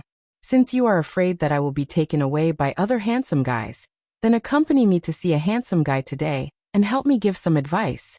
This was the idea that she had thought of last night. Since she was going on a blind date, then she would take Tang Zheng with her. This would make the other party give up, and once again confirm her relationship with Tang Zheng in front of her father. In the past, Tang Zheng was just a fake boyfriend, a shield, but now he was worthy of the name. Tang Zheng agreed without hesitation. For his woman, of course, he had the obligation to drive away those annoying flies. However, he is an overseas returnee, very excellent. Lu Qingmei joked. So what if he is an overseas returnee? I have a sea turtle under my command. Tang Zheng disagreed. Gui Qiansui was a genuine sea turtle. You can rest assured that your man is excellent enough to blind their eyes. He good, I will wait and see. You blind their eyes. Lu Qingmei was eager to try. Near noon, the two arrived at the agreed restaurant. This time, Tang Zheng had a hard time persuading Wu not to follow them. Just now along the way, there were many armed policemen patrolling the streets. It was obvious that yesterday's incident caused the entire city to be on high alert. Chapter 566. Tang Zheng and Lu Qingmei immediately saw this person. Lu Qingmei said in a low voice, "He is Yang Xiaoyu. The Yang family and my family have been friends for generations. Back then, Uncle Yang and my father served in the army together and were comrades." "What a handsome guy," Tang Zheng said with a smile. He couldn't help but blush with shame. Why were there so many handsome guys in the world? Someone like him who could only be considered delicate and pretty immediately paled in comparison. The young masters of the large families were like this, and even this Yang Xiaoyu was the same. Being handsome doesn't make a living.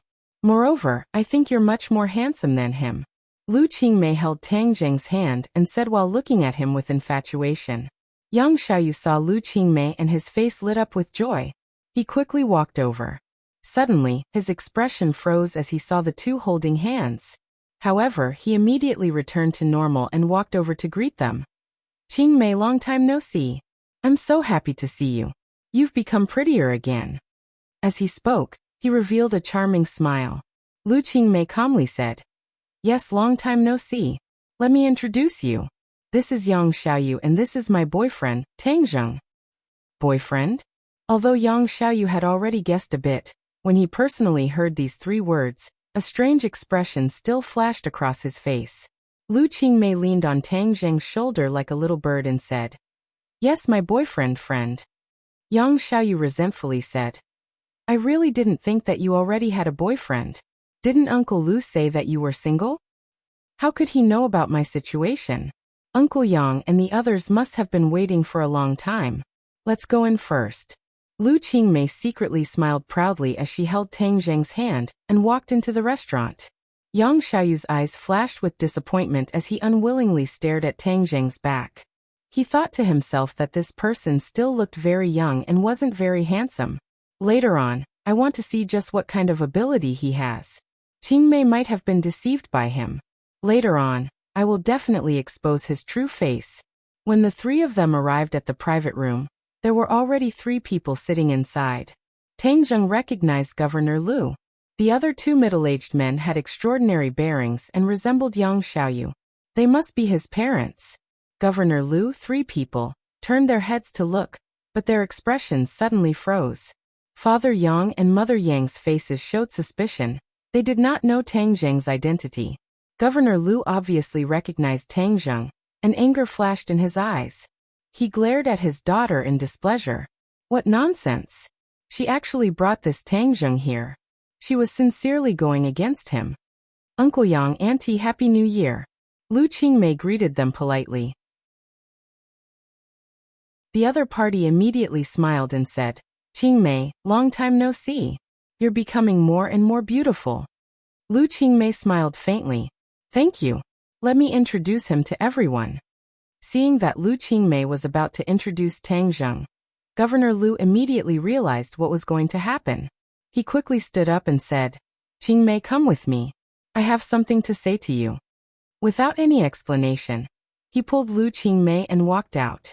"Sit down for a while," Lu Qingmei said to Tang Zheng.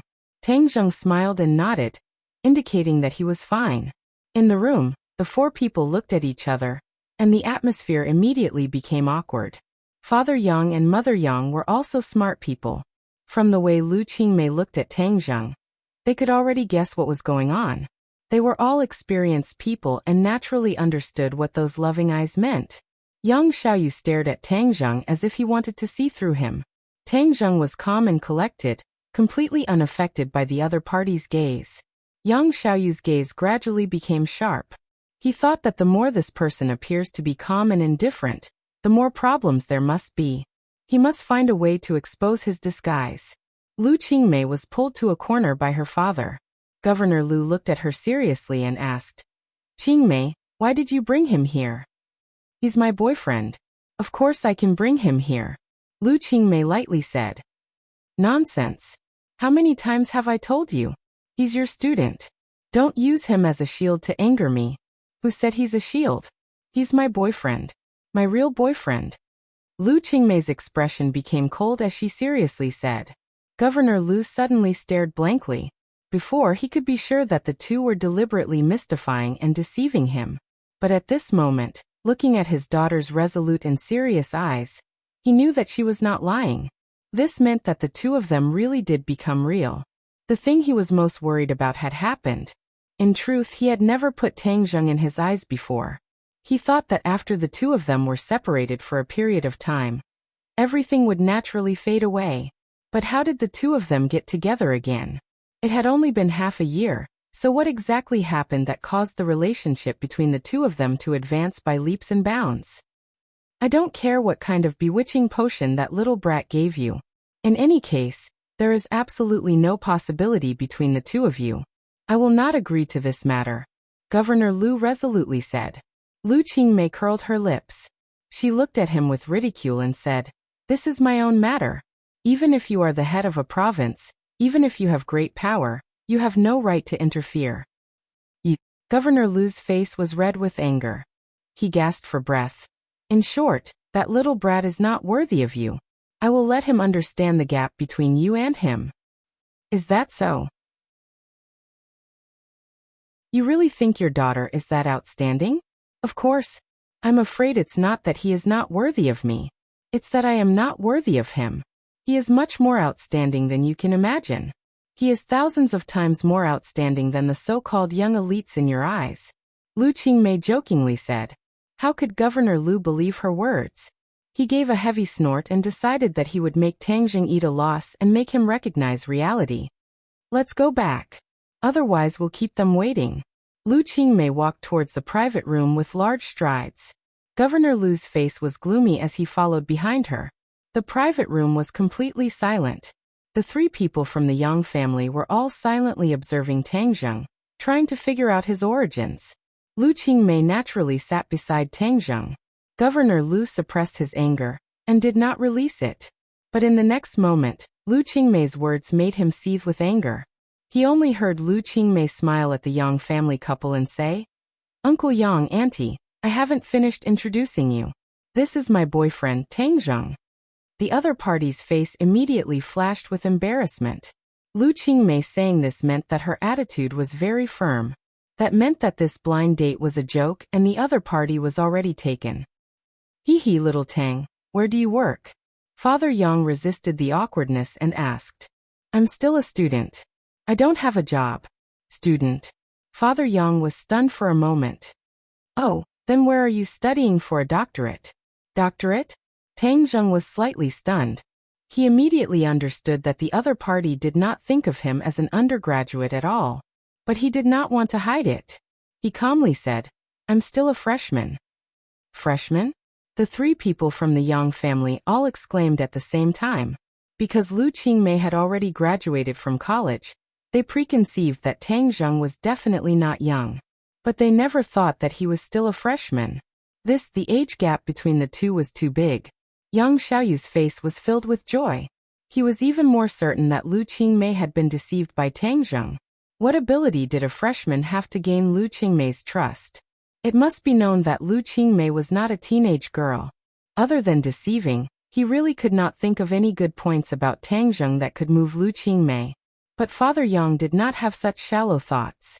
He was a businessman and had seen many people. From the first time he saw Tang Zheng, he felt a trace of an unusual temperament from him. He did not seem like a freshman at all.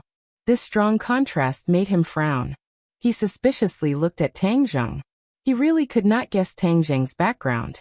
Yang Xiaoyu, however, thought that his opportunity had come. He proudly said, "I've seen many freshmen who are ignorant and incompetent all day long. They only know how to talk big, and are especially good at deceiving girls." When Lu Qingmei heard this, she immediately frowned. These words were too obvious. Tang Zheng squeezed her hand and signaled her to calm down. He said with a smile, "Yes, this kind of student is really too hateful. But I don't have such a person around me.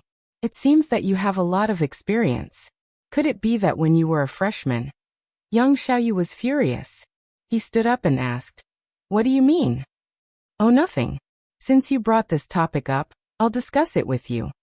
Tang Zheng shrugged and said motionlessly, "Xiaoyu, sit down." Father Yang reprimanded in a low voice. His son's life abroad was too leisurely. He was actually angered by a few words. Compared to this Tang Zheng, his shrewdness was obviously too shallow. Lu Qingmei secretly gave Tang Zheng a thumbs up. Flowers were blooming in her heart. "Since you look down on my boyfriend, then I'll let you know how powerful he is today." Lu Qingmei suddenly felt a sense of excitement. "Qingmei, he's also the #1 student. How did you meet him?" Mother Yang saw her son being deflated and hurriedly interjected. Lu Qingmei foolishly looked at Tang Zheng and said, "He was my student in high school." A teacher-student relationship. Moreover, it was a female teacher and a male student. It was even rarer than a male teacher and a female student. After all, the age gap between men and women was not small. Governor Lu suddenly had the urge to find a hole to hide in. Fortunately, Father Yang was an old friend of many years. If his colleagues in the government knew that his daughter found a student younger than her as a boyfriend, then wouldn't he be an old cow eating young grass? Where would he put his old face? He couldn't help but inwardly sigh at the misfortune of his family. The 3 members of the Yang family were greatly shocked by this news. Yang Xiaoyu's eyes revealed an undisguised anger and slight frown. Yang Xiaoyu's father originally thought that Tang Zheng's identity was not simple, but after knowing that he was Lu Qingmei's student, this guess disappeared like smoke into thin air. This was because he knew where Lu Qingmei used to teach. Although most of the students in that school were rich, the level of those rich people was still too low in his eyes.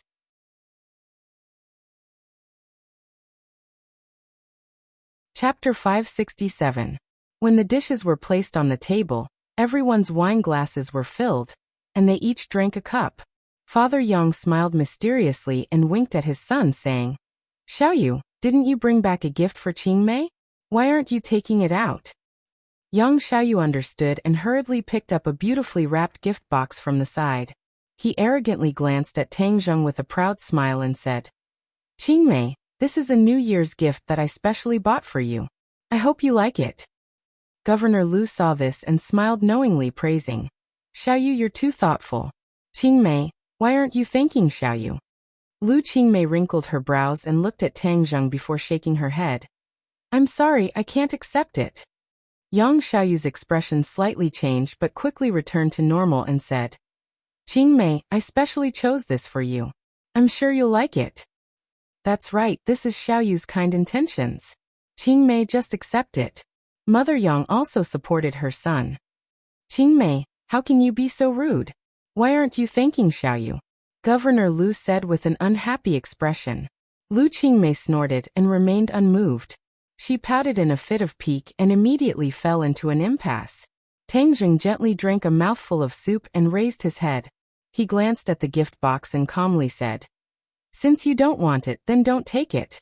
Lu Qingmei was his woman, and no one could force her to accept something she didn't like. Hearing these words, Lu Qingmei's eyebrows danced in delight, but the other people's expressions greatly changed. Governor Lu stared hatefully at Tang Zheng. "This little brat really doesn't know what's good for him. Letting you sit here and eat is already giving you face, yet you still dare to mess around. This is too much." However, due to his dignity as an elder, he didn't directly scold him and restrained himself. Yang Xiaoyu, on the other hand, didn't have the same temperament and immediately exploded. "Brat, what is the meaning of this? This is my gift to Qingmei. Who are you to tell her what to do?" Tang Zheng glanced at him indifferently. He didn't like this Yang Xiaoyu from the start. This person was too arrogant and acted as if everyone else should be a head lower than him. This was the style of many nouveau riches.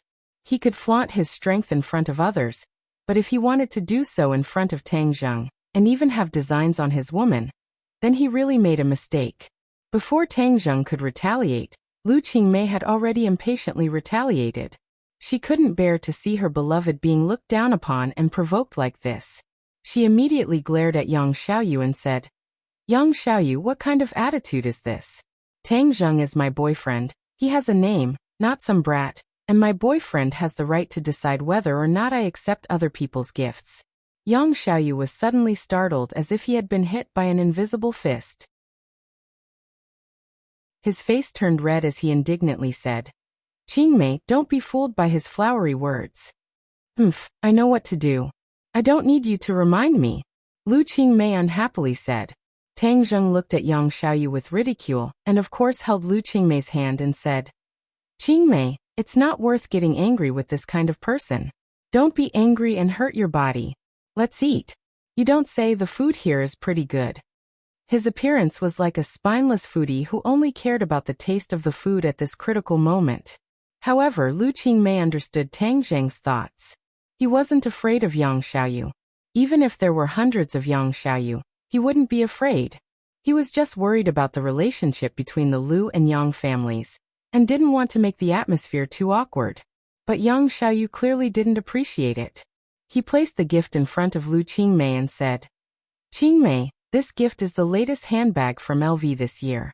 It's a global limited edition. Many socialites use this. I specially chose this for you, unlike other people who can't even bear to give a New Year's gift. Without a doubt, this kind of luxury was the favorite of many women. But Yang Xiaoyu really didn't understand Lu Qingmei. This kind of nouveau riche style gift couldn't arouse her interest at all. Instead, it made her feel disgusted.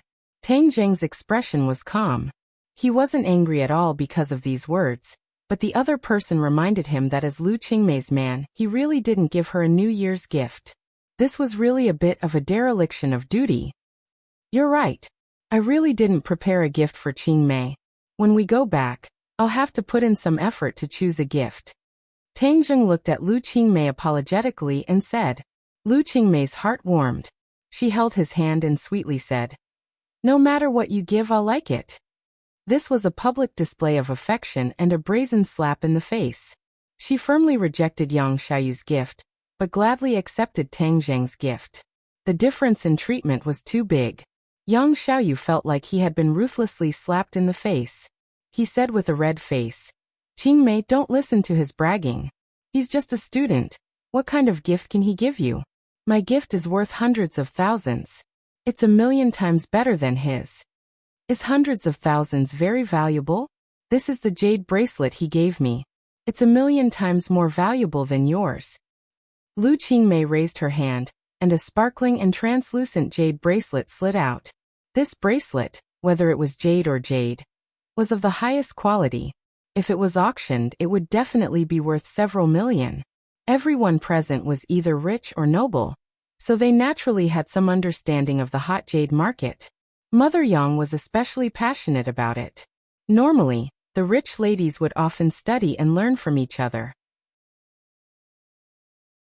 With a single glance, they could tell that this was a top-quality item. Suddenly, there was complete silence. Everyone looked at Tang Zheng in disbelief. No one would believe that a student could so easily give out a gift worth over 1,000,000. Even Yang Xiaoyu didn't have such a large amount of money. Especially since Governor Lu knew about Tang Zheng's family situation, he felt that it was a fantasy. In fact, this jade bracelet's original quality was not so good. However, after Tang Zheng refined it, it was reborn and had such an extraordinary quality. In the beginning, when Tang Zheng refined these jade items, they did not have this additional effect. It was only after his cultivation had greatly increased that he was able to refine them. Now the jade items he refined were not as simple as simply engraving a set of arrays into them. Through the meticulous refining of the 9 revolving alchemy furnace, the material was reborn, and the defensive power of these jade items was increased. This was also because when Tian Chanzi passed on the refining method to Tang Zheng, he figured it out. However, these jade items could not be considered magic weapons. They only had a little bit of Fa. However, this was only temporary. Tang Zheng had already decided that in the future, he would diligently study the refining technique and refine enough magic weapons to equip the people around him. Now he already had a lot of cultivators around him, but there were too few suitable magic weapons. Without magic weapons, the strength of the cultivators would be greatly reduced. In addition, the value of this jade bracelet had far exceeded the value of the jade itself. It was far from being something that could be bought with just a few million yuan. This was what the people opposite him didn't understand. In the private room, the sound of a pin dropping could be heard. The atmosphere was extremely awkward. Governor Lu hurriedly restrained his shocked expression. He coughed and broke the silence. Come, come, come, let's drink. Young Xiaoyu took advantage of the situation and unwillingly put away the gift. He couldn't wait to immediately throw this bag into the smelly ditch. What luxury, it was just king waste. He fiercely glared at Tang Zheng, but saw the two of them looking at each other and smiling intimately. They didn't put him in their eyes at all. He couldn't help but burn with jealousy. His pupils seemed to be about to spit out fire. Father Yang was also a smart person. He didn't want to be entangled with the gift issue. He hurriedly called for them to drink. Tang Zheng, come, let's drink a few cups. He was prepared to get Tang Zheng drunk and let him make a fool of himself in front of Lu Qingmei. He even wanted to say nonsense and reveal his true colors. Father Yang thought that after being in the business world for so many years, he could easily win against this young man in drinking. Young Xiaoyu obviously guessed his father's thoughts. He smiled sinisterly and raised his wine cup. Yes, how can we not drink during the new year? Tang Zheng, don't tell me you don't dare to drink? Provocation. He didn't believe that Tang Zheng wouldn't fall for it. Sure enough, Tang Zheng raised his wine cup and said, Okay, but I'll toast to Uncle Lu first. In Tang Zheng's eyes, the three people of the Yang family were insignificant. However, he didn't want to neglect Lu Qingmei's father. His grandfather had taught him to respect the old and love the young since he was young. Governor Lu looked at Tang Zheng with a complicated expression. It seemed that after half a year, he couldn't see through this young man anymore. His eyes were so deep, and the temperament that occasionally leaked out made him, a superior, couldn't help but be moved. However, these were all insignificant. If Tang Zheng dared to have ideas about his daughter, then he would make a fool of himself. Governor Lu also saw through Father Yang's thoughts, but he didn't point it out. This was because his goal was the same as the other parties. He wanted to expose Tang Zheng's true colors and let his daughter know that she was wrong. Okay, but young people are the future of the motherland. How can 1 cup be enough? 3 cups. Governor Lu said. Tang Zheng's expression didn't change as he lightly nodded.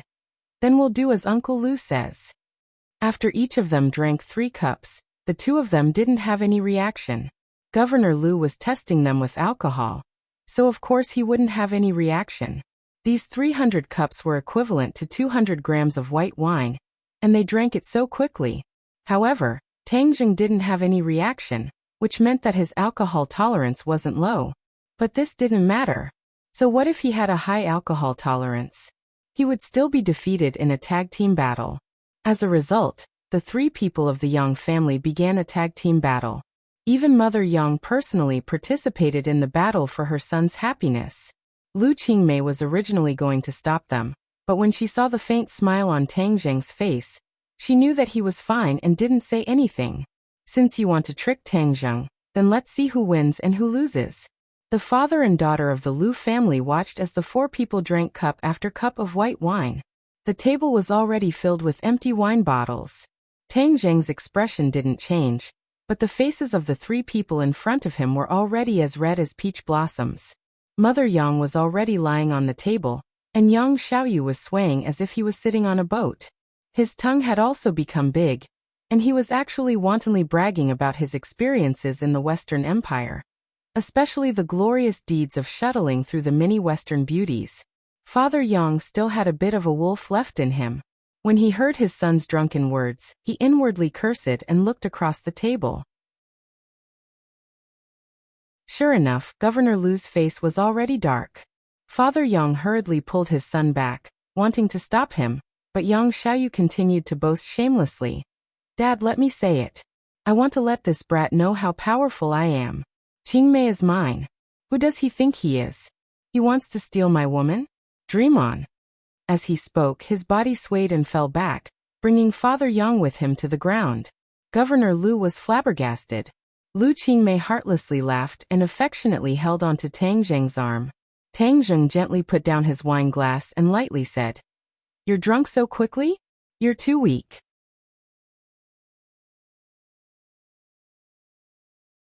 Chapter 568. Father Yang awkwardly stood up and helped his son into a chair before he awkwardly explained. Don't listen to his nonsense. Xiaoyu is good at everything, but he likes to boast a little. Nonsense. But no one believed it. This was the real truth after drinking. Father Yang originally wanted to let Tang Zheng fall for it, but in the end his son fell for it. He was really lifting a rock and smashing his own foot. Although Governor Lu's face was dark, it wasn't a big deal for a young man to be a little more open. After all, who hasn't been young before? This wasn't a fatal weakness. Father Yang and Governor Lu were well aware of this, so they didn't think that Yang Xiaoyu would be eliminated because of this. They just felt a little embarrassed. Only Lu Qingmei was the happiest. This Yang Xiaoyu looked like a decent person, but she didn't expect that his private life would be so licentious. You really can't judge a book by its cover. Bang. Suddenly, the door was pushed open, dispelling the awkwardness. Several police officers were standing at the door, and the person leading them was surprisingly Commissioner Hong, who had met Tang Zheng once at the Lei family's residence. When Bureau Chief Hong saw Tang Zheng, his pupils couldn't help but shrink. He immediately took out his pistol and aimed it at Tang Zheng. The others also did the same thing. One by one, the black muzzles were aimed at Tang Zheng. It was as if he made the slightest move, they would not hesitate to pull the trigger at the same time. The people in the room immediately froze. Lu Qingmei subconsciously thought that the incident last night must have been exposed, and the police must be here to arrest Tang Zheng. She stood up without hesitation and stood in front of Tang Zheng, looking at the people who came in with vigilance, like a tigress protecting her cub. Father Yang immediately sobered up a little, and looked at the scene in shock. Governor Lu recognized Bureau Chief Hong, but he did not stand up. His mind was racing as he wondered why the police were here. Moreover, they had raised their guns as soon as they opened the door.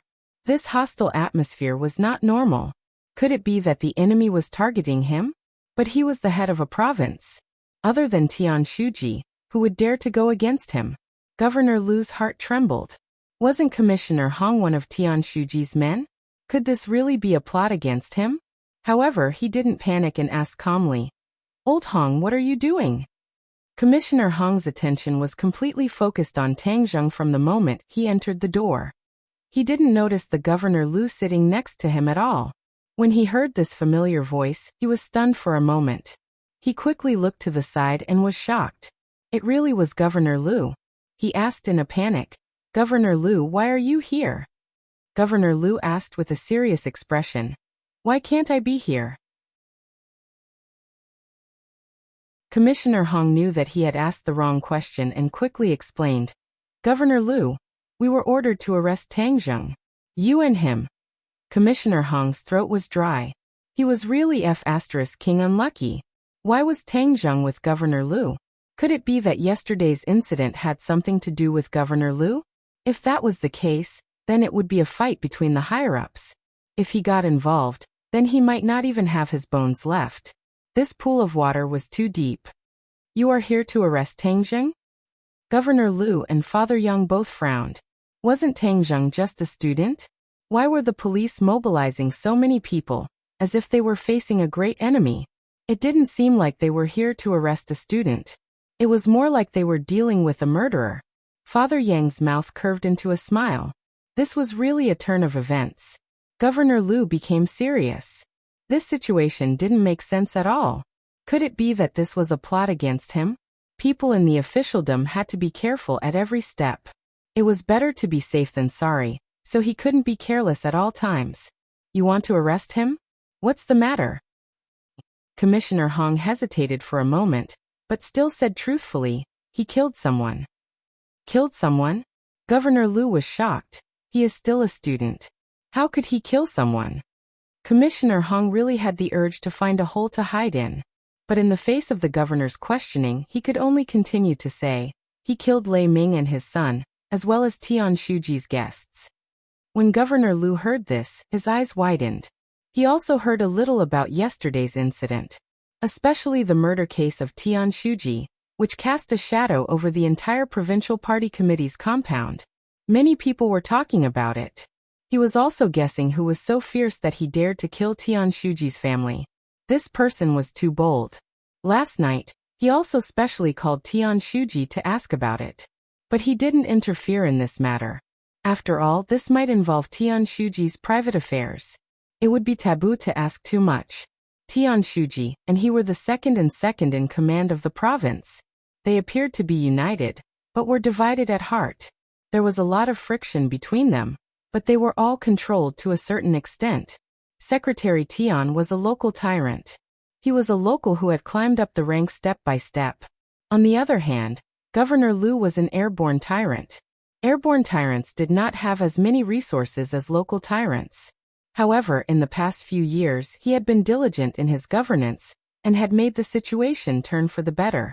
Many cadres had been recruited by him, which showed his willpower and strength. When Governor Lu heard that Tang Zheng killed these people, he subconsciously thought that it must be a conspiracy against him. Moreover, arresting people in front of him was completely to force him to be on the same side with Tang Zheng. It would make people think that all of this was ordered by him. Even if yellow mud fell from the crotch of one's pants, it was still shit. If the leaders above knew that he ordered others to commit murder, this kind of means would be the most taboo in the officialdom. In the struggle for power, there were back and forth, and there were open spears and hidden arrows.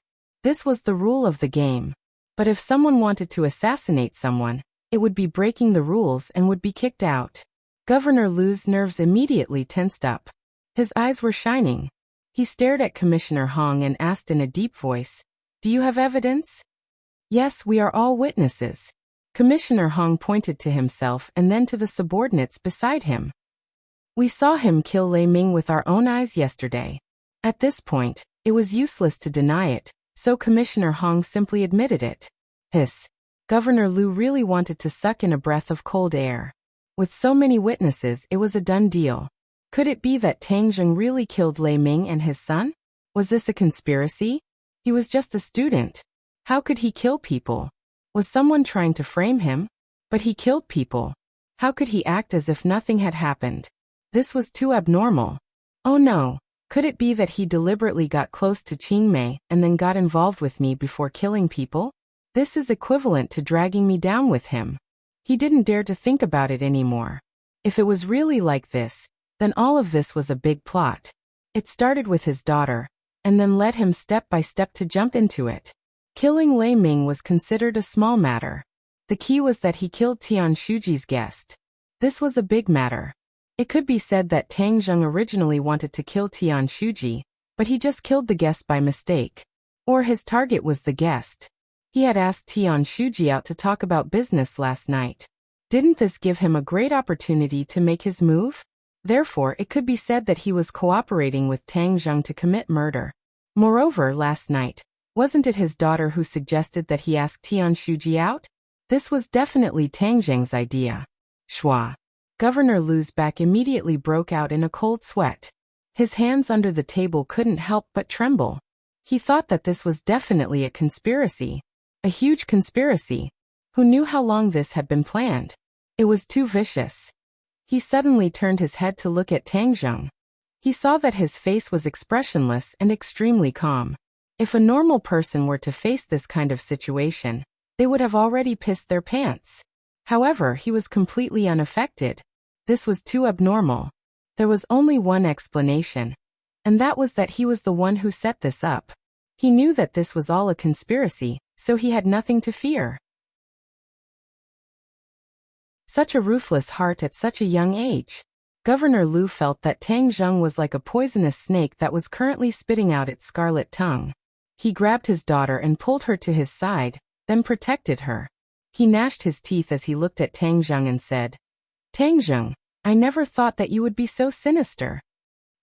Tang Zheng froze for a moment. He didn't know what Governor Lu's words meant, and was at a loss for what to do. "Stop acting." Governor Lu angrily shouted. Lu Qingmei looked at her father in confusion and said, "What are you saying? Don't listen to their nonsense." "Qingmei, don't say anything. I'll handle this," Governor Lu solemnly said. Lu Qingmei fiercely broke free from her father's hand and grabbed onto Tang Zheng's arm. She glared at the group of police and said, "With me here, no one can take him away." Commissioner Hong awkwardly looked at Governor Lu. The governor's daughter was stopping him, so what should he do? He scratched his head but couldn't think of a way. He could only be a yes man and tremble as he said, "Governor Lu, This is an order personally issued by Tian Shuji. Governor Lu's entire body seemed to have been drained of energy. Since it was personally issued by Tian Shuji, then it was possible that the mastermind was him. This was directly cutting off his political life. How ruthless. If he protected Tang Zheng, then the other's plot would be even more complete, and he would be even more suspicious. As a result, he immediately stood up and said without hesitation, "No matter who it is, if they violate the law, then they must be severely punished. Arrest them." Commissioner Hong acted as if he had been granted amnesty. As long as Governor Lu didn't interfere, then everything would be easy to handle. This time he came prepared. No matter how powerful Tang Zheng was, he wouldn't be able to escape even if he had wings. "I want to see who dares." Lu Qingmei angrily roared as she protected Tang Zheng. Commissioner Hong and the others immediately stopped and looked awkwardly at Governor Lu. Governor Lu's heart was as cold as ice. His silly daughter still didn't know that she had been deceived. The more she resisted, the more she would fall into the other's trap. He made a prompt decision and shouted, "Arrest them."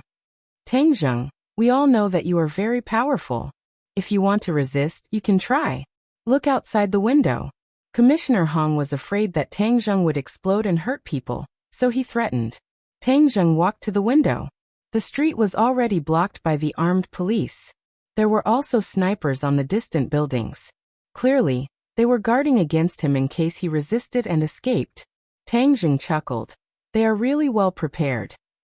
"Of course, so you should obediently allow yourself to be arrested," Commissioner Hong said proudly. "Tang Zheng, let's rush out. They don't have good intentions."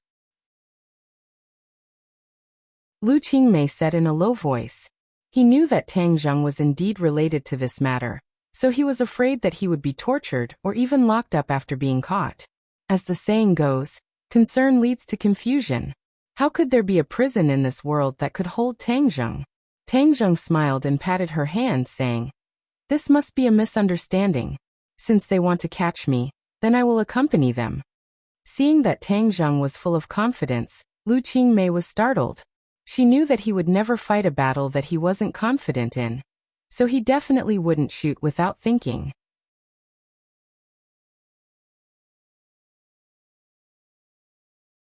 Chapter 569.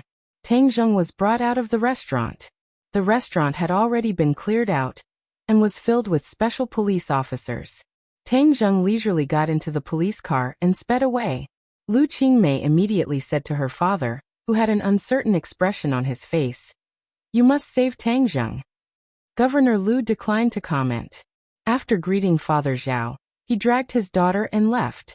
After a while, when he returned home, he let out a long sigh. He solemnly looked at his daughter and said, "Qingmei, don't get involved in this matter.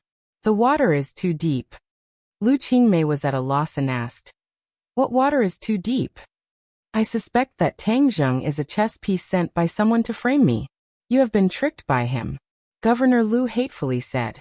The opponent was too cunning. Lu Qingmei was slightly startled. She immediately shook her head like a rattledrum and denied. "You misunderstood. Tang Zheng did not trick me. This is not a conspiracy. You have fallen too deep. You are unable to see the bigger picture. But don't worry. Using this kind of conspiracy to deal with me is too simple. You must stay home for the time being. You cannot go anywhere." "No, I have to go find Tang Zheng. The police have caught him. What if they interrogate him?" Lu Qingmei stubbornly said. "Are you trying to anger me to death? This is all a conspiracy. The enemy is using Tang Zheng and you to deal with me. The political world is dangerous. You don't understand. I will go back to the study first." Governor Lu quickly went back to the study to prepare a countermeasure. Lu Qingmei bit her lips. Her eyes kept changing. Suddenly, she angrily stomped her feet and left the house. At the same time, the atmosphere in the provincial party committee's courtyard was strange. There were many armed police patrolling the courtyard, paying attention to every detail. In particular, Tian Shuji's house was surrounded by many mobile sentries and snipers in the dark to guard against possible attacks. Tian Shuji sat in his study while Commissioner Hong stood respectfully in front of him and reported the details of the arrest. When he heard that Governor Liu and Tang Zheng knew each other, and even had a meal together, his eyelids twitched violently a few times and a complicated look flashed in his eyes. Seeing his reaction, Commissioner Hong's heart violently trembled a few times. He pretended to be calm and asked, Tian Shuji, then how do we deal with Tang Zheng? Tian Shuji pondered for a moment and said, deal with it strictly according to the law. Yes, but that kid is very tight-lipped. He didn't say a word when he was in the police station. He became a mute. Commissioner Hong said awkwardly. Tian Shuji's expression turned cold as he said, are you police officers incompetent? If the suspect doesn't confess, you can't do anything? Moreover, you saw the crime with your own eyes. Could it be fake? It's definitely not fake. It's absolutely true, Commissioner Hong hurriedly guaranteed. Then think of a way to convict him, and make it an ironclad case. Yes. Commissioner Hong understood. But what about Governor Liu? Tian Shuji glared at him and said, Governor Liu is a man of principle. Why would he protect a criminal? Understood. Commissioner Hong left and only Tian Shuji was left in the study. His expression suddenly changed and he muttered to himself, last night he asked me out to talk about something. During that time, Qin Lao was assassinated. If he had nothing to do with this matter, then wouldn't it be too much of a coincidence? He was worried that I would get in touch with the Song family, so he would rather hire someone to kill me than let me succeed? Humph. You really think that you can compete with me just because you've been doing well these past few days and gathered a group of officials? You're thinking too simply. Qin Lao is dead and I can't absolve myself from the blame. But as long as I punish the murderer and push the blame to you, causing you to get involved with the powerful Song family, then I won't have to do anything. You'll have to suffer the consequences. Moreover, I can still get in touch with the Song family. It's not impossible for me to go further in the future. After sorting out his emotions, Tian Shuji took a deep breath and dialed a number. This number was given to him by Qin Lao. It was the number of the young master of the Song family, Song Yu. After a few beeps, the call went through. Hello, is this young master Song? Tian Shuji asked. It's me. Who are you? Why do you have my number? Song Yu's cold voice sounded. Hello, young master Song. I'm Tian Jieyuan. It was Qin Lao who gave me this number. Song Yu immediately remembered who this person was. He smiled and said, so it's Tian Shuji. I've heard a lot about you. Qin Lao is working at your place. Tian Shuji, please take care of him. Tian Shuji smiled bitterly in his heart. He's already dead. How can I take care of him? He hurriedly said, young master Song, I've neglected my duty. Qin Lao was assassinated at my humble home last night. Qin Lao is dead. Song Yu was shocked. His voice suddenly rose a few octaves. How is that possible? Qin Lao was a Xiantian martial artist. How could an ordinary assassin be his opponent? It's absolutely true. The murderer is called Tang Zheng. Tang Zheng. Song Yu's heart violently beat a few times. In Yusha, the only one who had the ability and courage to kill Qin Lao was Tang Zheng. He originally sent Qin Lao to take drastic measures to disrupt Tang Zheng's base camp. However, he didn't expect him to die so quickly. This was a slap in the face. Song Yu's breathing involuntarily quickened. Tang Zheng, you're really good. However, Song Yu did not lose his wolf, as Tang Zheng's actions were clearly a warning to the Song family. To kill the chicken to warn the monkey. Song Yu was a smart person. He thought for a moment, and understood the deeper meaning. Kaka. He clenched his fist nonstop. He couldn't wait to smash Tang Zheng into meat paste. Seeing that the other party didn't respond, Tian Shuji said, we've already caught the murderer. However, I suspect that he's not the main culprit. There's someone else behind him. This person is most likely Lu Zhengqian. Lu Zhengqian? Song Yu was stunned for a moment. He instantly denied this judgment. This matter had nothing to do with Lu Zhengqian. Yes. When Qin Lao was killed, he deliberately asked me out to talk about something to create an opportunity for the assassin. Song Yu frowned. This Lu Zhengqian certainly wasn't the main culprit. However, according to Tian Jieyuan, Lu Zhengqian might not be unrelated to this matter. Song Yu couldn't do anything to Tang Zheng for the time being, but dealing with Lu Jiangqian wasn't a problem. I understand. Someone will be responsible for this. Tian Shuji was overjoyed and said, the murderer, Tang Zheng, we will not let him go. He will definitely be severely punished by the law. Song Yu disagreed in his heart. How could Tang Zheng be so easy to deal with? Since you want to deal with him, then go ahead. He didn't say much and directly hung up the phone. Tian Shuji was overjoyed. Fortunately, he reacted quickly and turned a disaster into a happy event. This was enough for Lu Jiangqian to drink a pot of wine. Lu Qingmei found Marshall and told her about Tang Zheng's capture. He anxiously said, Tang Zheng will definitely be tortured if he is captured. We have to think of a way to save him. Marshall remained calm and collected. He thought to himself that it would be better to let him suffer a bit, so that he wouldn't bite the hand that feeds him. If he really didn't want to be caught, how could the police catch him? Marshall was not too worried. As long as it was not another powerful martial artist or cultivator that dealt with Tang Zheng, he would be able to handle it with ease and would not be in any danger to his life. Lu Qingmei preemptively said, maybe he was afraid of implicating me and my father, so he surrendered. Looking at her panicked appearance, Marshall sighed in his heart. He didn't know what kind of bewitching potion this brat gave this woman to make her so loyal. Feng Shishir was like this, and so was Lu Qingmei. If you want to save him, go and do it yourself. I don't have that kind of free time. Marshall crossed his arms and refused.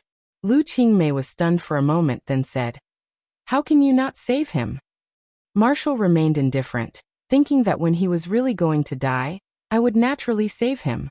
Lu Qingmei hatefully stomped her feet and said, if you don't save him, I will save him myself. Even if I have to sacrifice my life, I will not hesitate. Finished speaking, she turned around and left. Police station.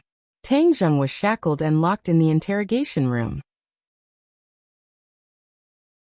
Commissioner Hong sat opposite him and personally interrogated him. This was what Tian Shuji had told him. He did not want to leave it to others. This credit was his. Moreover, he was scared by Tang Zheng yesterday. Today he could flaunt his strength and get back at him. Seeing Tang Zheng's eyes open, as if he was about to fall asleep, Commissioner Hong suddenly slammed the table and angrily shouted, Tang Zheng, you better have a proper attitude. This is the police station, not your home. If you don't behave, I will take care of you. Tang Zheng opened his eyes and looked at the other party in ridicule and said, only if you don't have confidence would you shout so fiercely. Yesterday when I saw you, why didn't you dare to shout? Commissioner Hong's face turned red. Yesterday's humiliation was brought up in front of everyone. He was unable to restrain his anger and said, yesterday you killed people in front of everyone. Last night you sneaked into Tian Shuji's house and committed murder. Tell me honestly, who ordered you? Commissioner Hong understood Tian Shuji's intentions.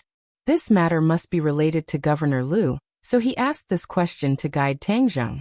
Tang Zheng raised his eyebrows and said, you think I was ordered by someone? Yes, obediently tell me the mastermind behind this. What if I tell you that I didn't? No, you are just a student and you dare to do such a thing? Don't think that I am an idiot and will believe your nonsense. Commissioner Hong said righteously. Tang Zheng shook his head and said, you are worse than an idiot. You. Commissioner Hong's face turned red. Don't think that just because someone is protecting you, you can sit back and relax. The evidence is conclusive and you cannot escape.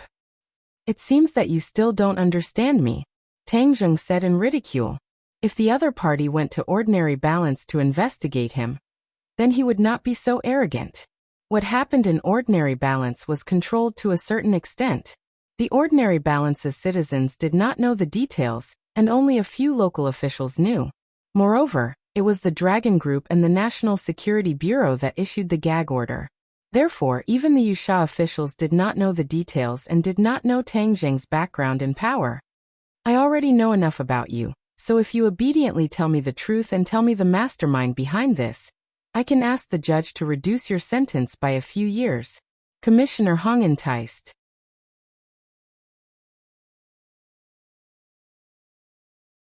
Chapter 570. Commissioner Hong had interrogated many people, But no one was as difficult as Tang Zheng. However, he had many means, and it was not so easy to get out after entering this door. He was preparing to use his means, but one of his men opened the door and whispered a few words in his ear. His face changed slightly, and he glared at Tang Zheng fiercely and said, "I'll deal with you later." In the office, Commissioner Hong saw Lu Qingmei. He immediately squeezed out a smile and asked, "Miss Lu, why are you here? What did you do to Tang Zheng?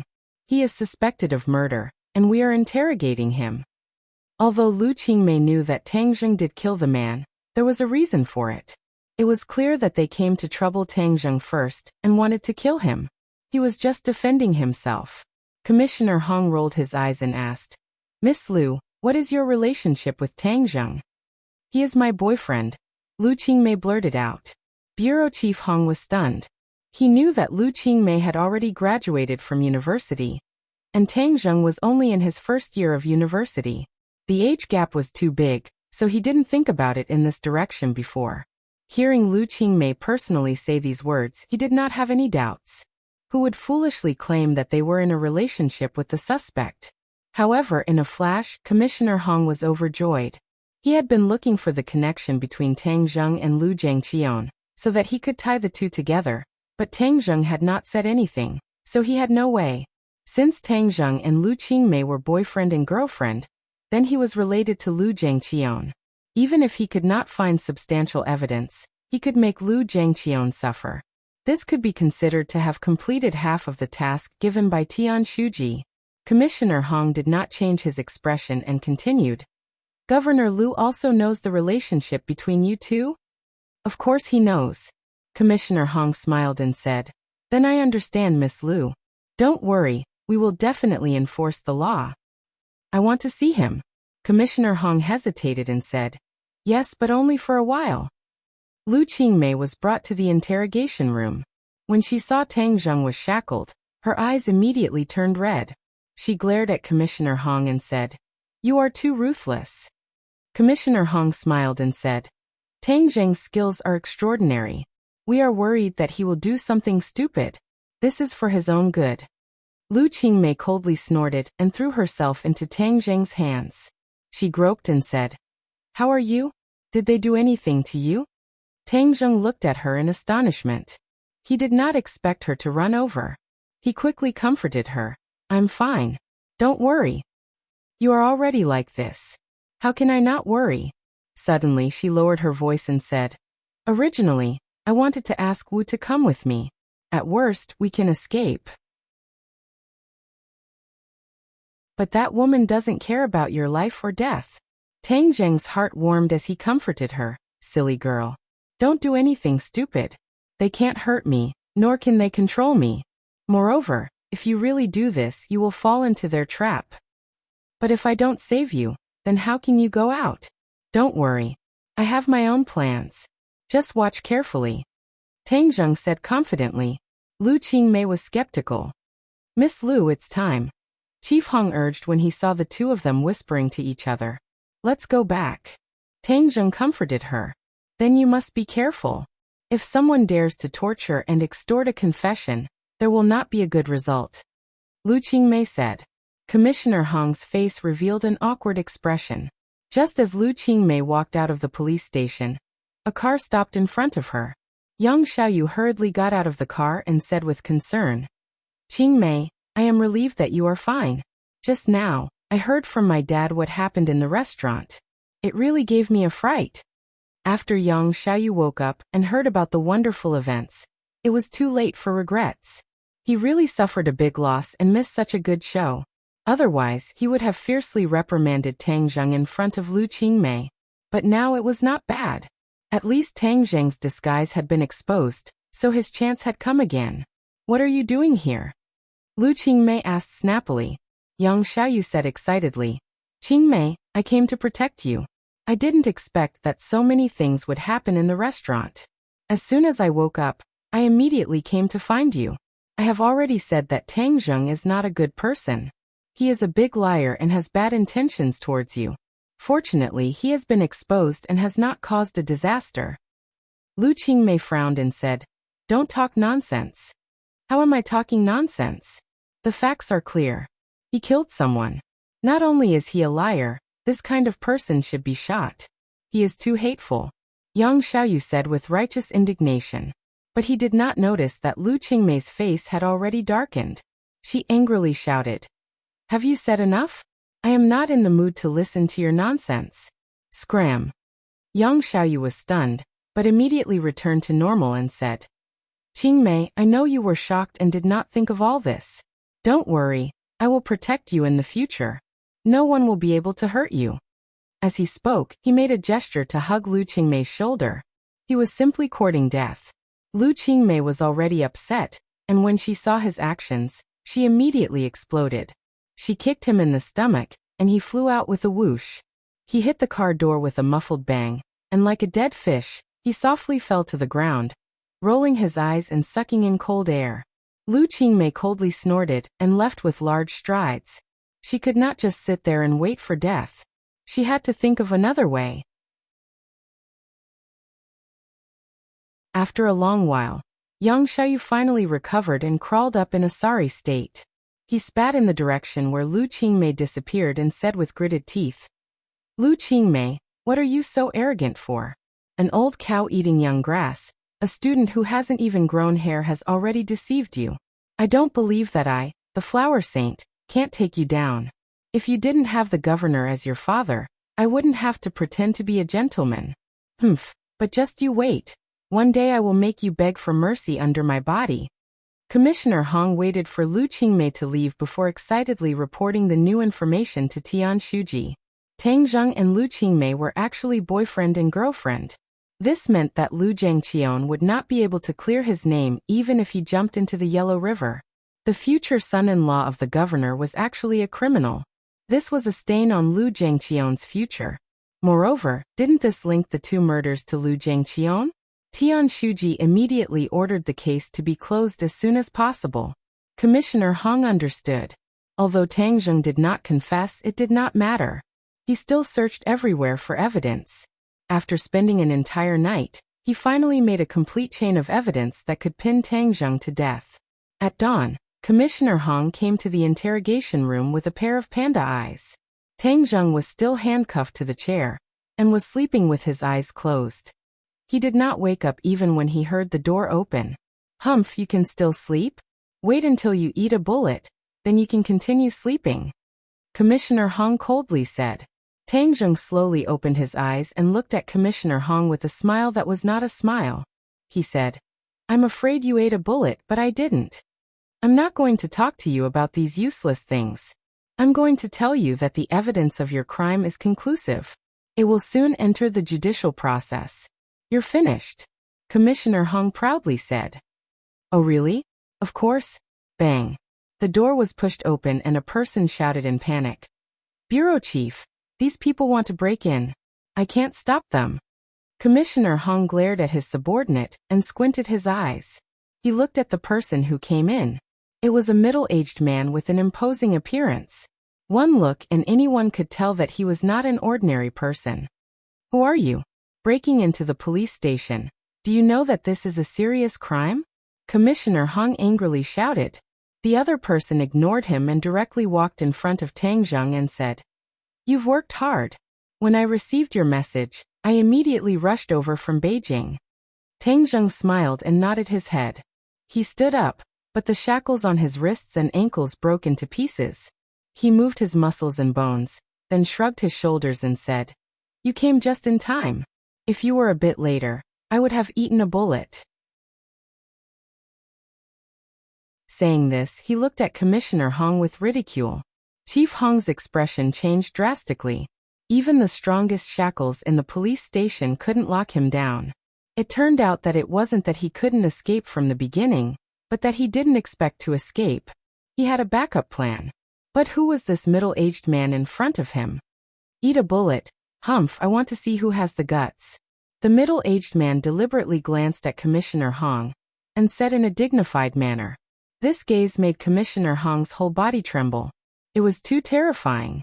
This person's hands must have taken a lot of lives. That kind of biting cold killing intent could not be faked. "Who are you?" Commissioner Hong continued to ask after being ignored for so long. You don't have the qualifications to know, the other person coldly said. You go out for a moment. I have something to say to Tang Zheng. This is the police station, you. Commissioner Hong was originally going to say a few words to keep up appearances, but when he saw the other person's cold eyes sweep over him as if he was looking at a dead person, he abruptly swallowed the rest of his words back down. This person was definitely someone in the government, but there was definitely no such person in Yusha. Just now he said that he came from Beijing. Could it be that he was a high-ranking official in the central government? How could Tang Zheng have such a strong background? Commissioner Hong was full of suspicion as he dejectedly left the interrogation room. He immediately grabbed his subordinate's collar and asked, "Who is this person?" He just waved his ID in front of me. I think he's from the National Security Bureau, the subordinate carefully said. National Security Bureau? Commissioner Hong was shocked. How did this involve the National Security Bureau? The cases under the jurisdiction of the National Security Bureau were all major events that involved national security. Moreover, they had extraordinary power.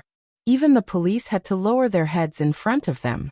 Because of the uniqueness of the National Security Bureau, their actions were usually very low-key and mysterious. Commissioner Hong had basically never dealt with them before, but he had heard a few things. The National Security Bureau was not to be trifled with. The National Security Bureau stepped in for Tang Zheng. Then the evidence that he had painstakingly collected last night would not be of much use.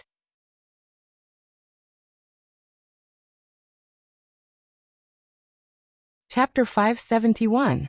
The person who came was indeed from the National Security Bureau. He was the head of the National Security Bureau, Su Yingtian. After the person left, Su Yingtian's tense face relaxed. He looked at Tang Zheng with a smile that was not a smile and said, "You really can't be idle for even a day. It's the new year, and yet you still cause so much trouble. You really can't let people have a worry-free new year." Tang Zheng shrugged his shoulders and said, "You can't blame me for this. The tree wants to be quiet, but the wind will not stop." Hee hee, you're too big a tree, so it's easy to attract the wind. Su Yingtian joked. Tang Zheng helplessly spread out his hands. He did not want to cause trouble, but it was trouble that came to his door. This time's matter is not small. Not only did you kill the lay father and son in front of everyone, that Qin Lao's death should also be your doing, right? Su Yingtian asked. Tang Zheng smiled, which could be considered as a tacit agreement. Su Yingtian pointed at Tang Zheng and helplessly sighed. I suspect that even if I helped you solve your problem this time, you will definitely cause new trouble not long after. You have so little confidence in me? I have too much confidence in you. I know your ability and I know your style of doing things. That's why I came to this conclusion. Su Yingtian said seriously. Tang Zheng was greatly embarrassed. He laughed involuntarily and said, "Then it seems that in your eyes I'm a troublemaker." 5. It's not that you're a troublemaker but that your ability is too big. You're too big a tree so you can't help but attract bees and butterflies. Su Yingtian said seriously. Tang Zheng carefully thought about it. Su Yingtian's words were not false. If he was an ordinary person then he would not have these troubles. But the key point was that he was not an ordinary person. If you encounter the same thing in the future, what will you do? Tang Zheng said without hesitation. If I meet you again, I will still do the same. Su Yingtian pointed at Tang Zheng and said, "See, I'm right. You're that kind of person. It's easy to change mountains and rivers, but it's hard to change one's nature. Do I have to clean up after you every time? I have a lot of things to do, so I don't have the time." When he was in the restaurant, he had secretly sent a message to Su Yingtian. That was why he had followed the police. Although there was no agreement between him and Su Yingtian, he believed that Su Yingtian would not sit idly by and would definitely come to rescue him. Tang Zheng was not an egomaniac. He wanted to live in ordinary balanced city and ensure that his grandfather lived a normal life. He could not simply run away and become a wanted criminal. His departure from the Lei family was a test to see the attitude of the government. Since the government had taken measures against him, it meant that his influence alone would not be able to resolve this crisis. He could escape without any effort, but what awaited him would not be a small problem. So he had to solve this problem from the source, and the National Security Bureau was the best way. Previously, when such a huge incident occurred in ordinary Balance City, the National Security Bureau and the Dragon Group could make it disappear. This storm was nothing. His guess was right. The deaths of a few people in the underworld was indeed nothing to the National Security Bureau. Although these people had the protection of the government, but in front of the National Security Bureau, that protection was like a layer of window paper. It would be broken with a single poke. It was completely useless. Su Yingtian did not have to come personally, but he pushed away countless work to personally meet Tang Zheng. Of course, it was not as simple as saving people. He looked at Tang Zheng with a burning gaze and said, "I have a solution." "What solution?" Tang Zheng asked curiously. Su Yingtian took out a document and pushed it in front of Tang Zheng. He looked at him with a smile. Tang Zheng was stunned. Looking at the national emblem on the document, he frowned and asked, "What does this mean?" "No matter what, you have killed people this time. Although the National Security Bureau has a lot of power, but to save an unrelated person, the local government will also be dissatisfied. You also know that the local government is not without power. If they report it to the higher-ups, it will be enough to make me suffer," Su Yingtian said. "And then?" Tang Zheng pointed at the document and asked. "If you have an identity to protect you, then what you did will be logical. Not to mention killing a few people in the underworld. Even the local government will not be able to do anything to you," Su Yingtian said proudly. This was the privilege of the National Security Bureau. Tang Zheng's head moved. This privilege was too useful for him. He also knew that in the future he would encounter similar troubles. There would always be something that could be used against him. If he had this protective talisman, then it would be twice the result with half the effort. At least he would not be stuck in a stalemate with the local government. He knew that he was strong, so he did not want to be enemies with the local government. He felt that it was meaningless. It was like an adult bullying a child. It was dull and boring. This was the National Security Bureau, throwing an olive branch to him. Should he accept it or not? The Dragon Group was his enemy. Now that the National Security Bureau came out to mediate, the two sides could be considered to have reached a temporary peace. But Tang Zheng knew that Xingfeng would definitely not let it go. There was no such thing as being a thief for 1,000 days. So if he had the National Security Bureau as a protective talisman, Xingfeng would not dare to act rashly for a long time. But this also had its drawbacks. If he joined the National Security Bureau, then he would be subject to the corresponding restrictions and would not be as free as he was now. After pondering for a long time, Tang Zheng asked, "What do you want me to do?" Su Yingtian's brows revealed a trace of joy. This was a dangerous move. An expert like Tang Zheng would not be willing to be manipulated by others. He also did not have the intention to manipulate Tang Zheng. Cooperation was a win-win choice. Become a special agent of the National Security Bureau. Help the National Security Bureau to deal with some special cases. Other than that, the National Security Bureau will not interfere with anything you do. With the National Security Bureau's protection, many things will be more convenient, such as this time. Tang Zheng was silent as he weighed the pros and cons. Without a doubt, Su Yingtian's conditions were very sincere. There were not many restrictions on Tang Zheng. He only wanted him to help the National Security Bureau when necessary. But for Tang Zheng, he could provide a lot of convenience. In addition, after coming into contact with Su Yingtian many times, Tang Zheng already had some understanding of him. Su Yingtian was much more upright than Xingfeng, and was not a shameless person who only knew how to curry favor. The National Security Bureau had an independent intelligence agency, and Tang Zheng could obtain a lot of useful information from it. This was also a very important point. Su Yingtian quietly looked at Tang Zheng, waiting for his decision. He was a little nervous. He had made this request after careful consideration, especially after knowing that the witch tribesmen had already appeared in the ordinary balance. The National Security Bureau had specially organized people to study the mysterious force in Tang Zheng's hands. They believed that the future of this force was limitless, and that it would definitely explode with great power in the future. The expert's suggestion was that if this force could not be controlled by the National Security Bureau, then it had to be eliminated as soon as possible to avoid future troubles. However, Su Yingtian did not accept the expert's opinion.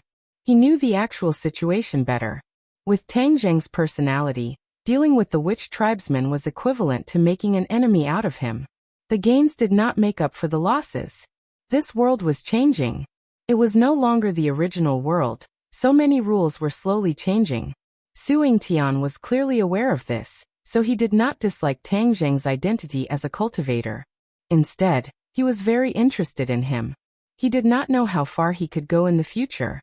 In addition, this world was not only filled with cultivators like Tang Zheng, there was also an expert like the 100 Transformations Star Lord. He was not someone that ordinary people could deal with, and even Su Yingtian did not have complete confidence in dealing with him. Therefore, roping in Tang Zheng and dealing with the 100 Transformations Star Lord in the future was not a bad choice. The Western Empire had also been restless, trying to subvert the Huaxia. The National Security Bureau needed more talents, so no matter what, the advantages of recruiting Tang Zheng outweighed the disadvantages. Tang Zheng's eyes gradually became firm. It was obvious that he had made a decision. Su Yingtian looked at him nervously, looking forward to his answer. Okay, I promise you. Tang Zheng accepted the certificate in front of him and opened it. His photo had already been pasted. Su Yingtian felt relieved and laughed loudly. Tang Zheng, welcome to the National Security Bureau. The two of them shook each other's hands vigorously, and a satisfied smile appeared in each other's eyes. Then let's go and solve this problem, Su Yingtian said with a smile, and walked out with Tang Zheng. Commissioner Hong led many subordinates to block the door, as if he was afraid that Tang Zheng would run away. Su Yingtian sneered and said, Commissioner Hong, Tang Zheng is from the National Security Bureau. You know best what kind of people Lei Ming and his son are, so you only have yourself to blame, understand? Tang Zheng has regained his freedom. He is from the National Security Bureau? Commissioner Hong's heart thumped. No matter how big the hole in his brain was, he did not think of this possibility. But Tian Shuji wanted to turn this case into an ironclad case and implicate Tang Zheng and Lu Zhangqian together. If he let him go, then wouldn't he be neglecting his duty, and all his previous efforts would go to waste? He could not bear this responsibility. No, I can't let him go just because you said so. Who are you? Do you have this right? Commissioner Hong persistently asked. Su Yingtian's face sank and said, Who am I? You have no right to know. If I say that Tang Zheng is from the National Security Bureau, then he is. If you still want to find trouble with him, then you are going against the National Security Bureau. You should think about it yourself.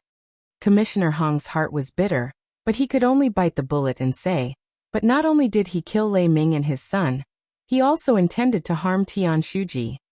Nonsense, do you have any evidence? Su Yingtian angrily shouted. Evidence? Commissioner Hong was speechless. Tang Zheng killed Qin Lao, and did not leave any clues, let alone evidence. Qin Lao was different from Lei Ming and his son.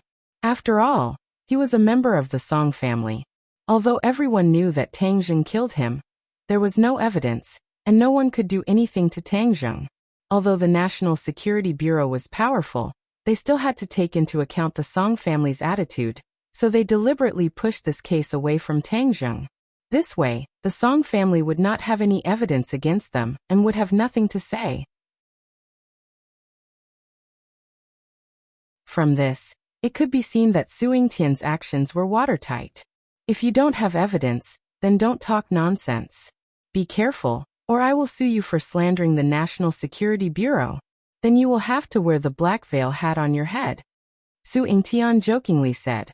Commissioner Hong's face was pale, and he subconsciously covered his head as if he wanted to cover his black veil hat. It was very funny. Su Yingtian disdainfully sneered and said, Tang Zheng, let's go. Tang Zheng smiled at Commissioner Hong. Commissioner Hong, I said that this was a misunderstanding, but you didn't believe me. Now you believe me, haha. You're tuning in to the Li Mei's Sword of Destiny YouTube channel, where We're so grateful for your support, and don't forget to subscribe to join us on this incredible journey through captivating stories. Your generosity through donations truly makes a world of difference, as it's the primary source of revenue that allows me to expand and enhance this channel for you. Thank you from the bottom of my heart for being a part of this adventure.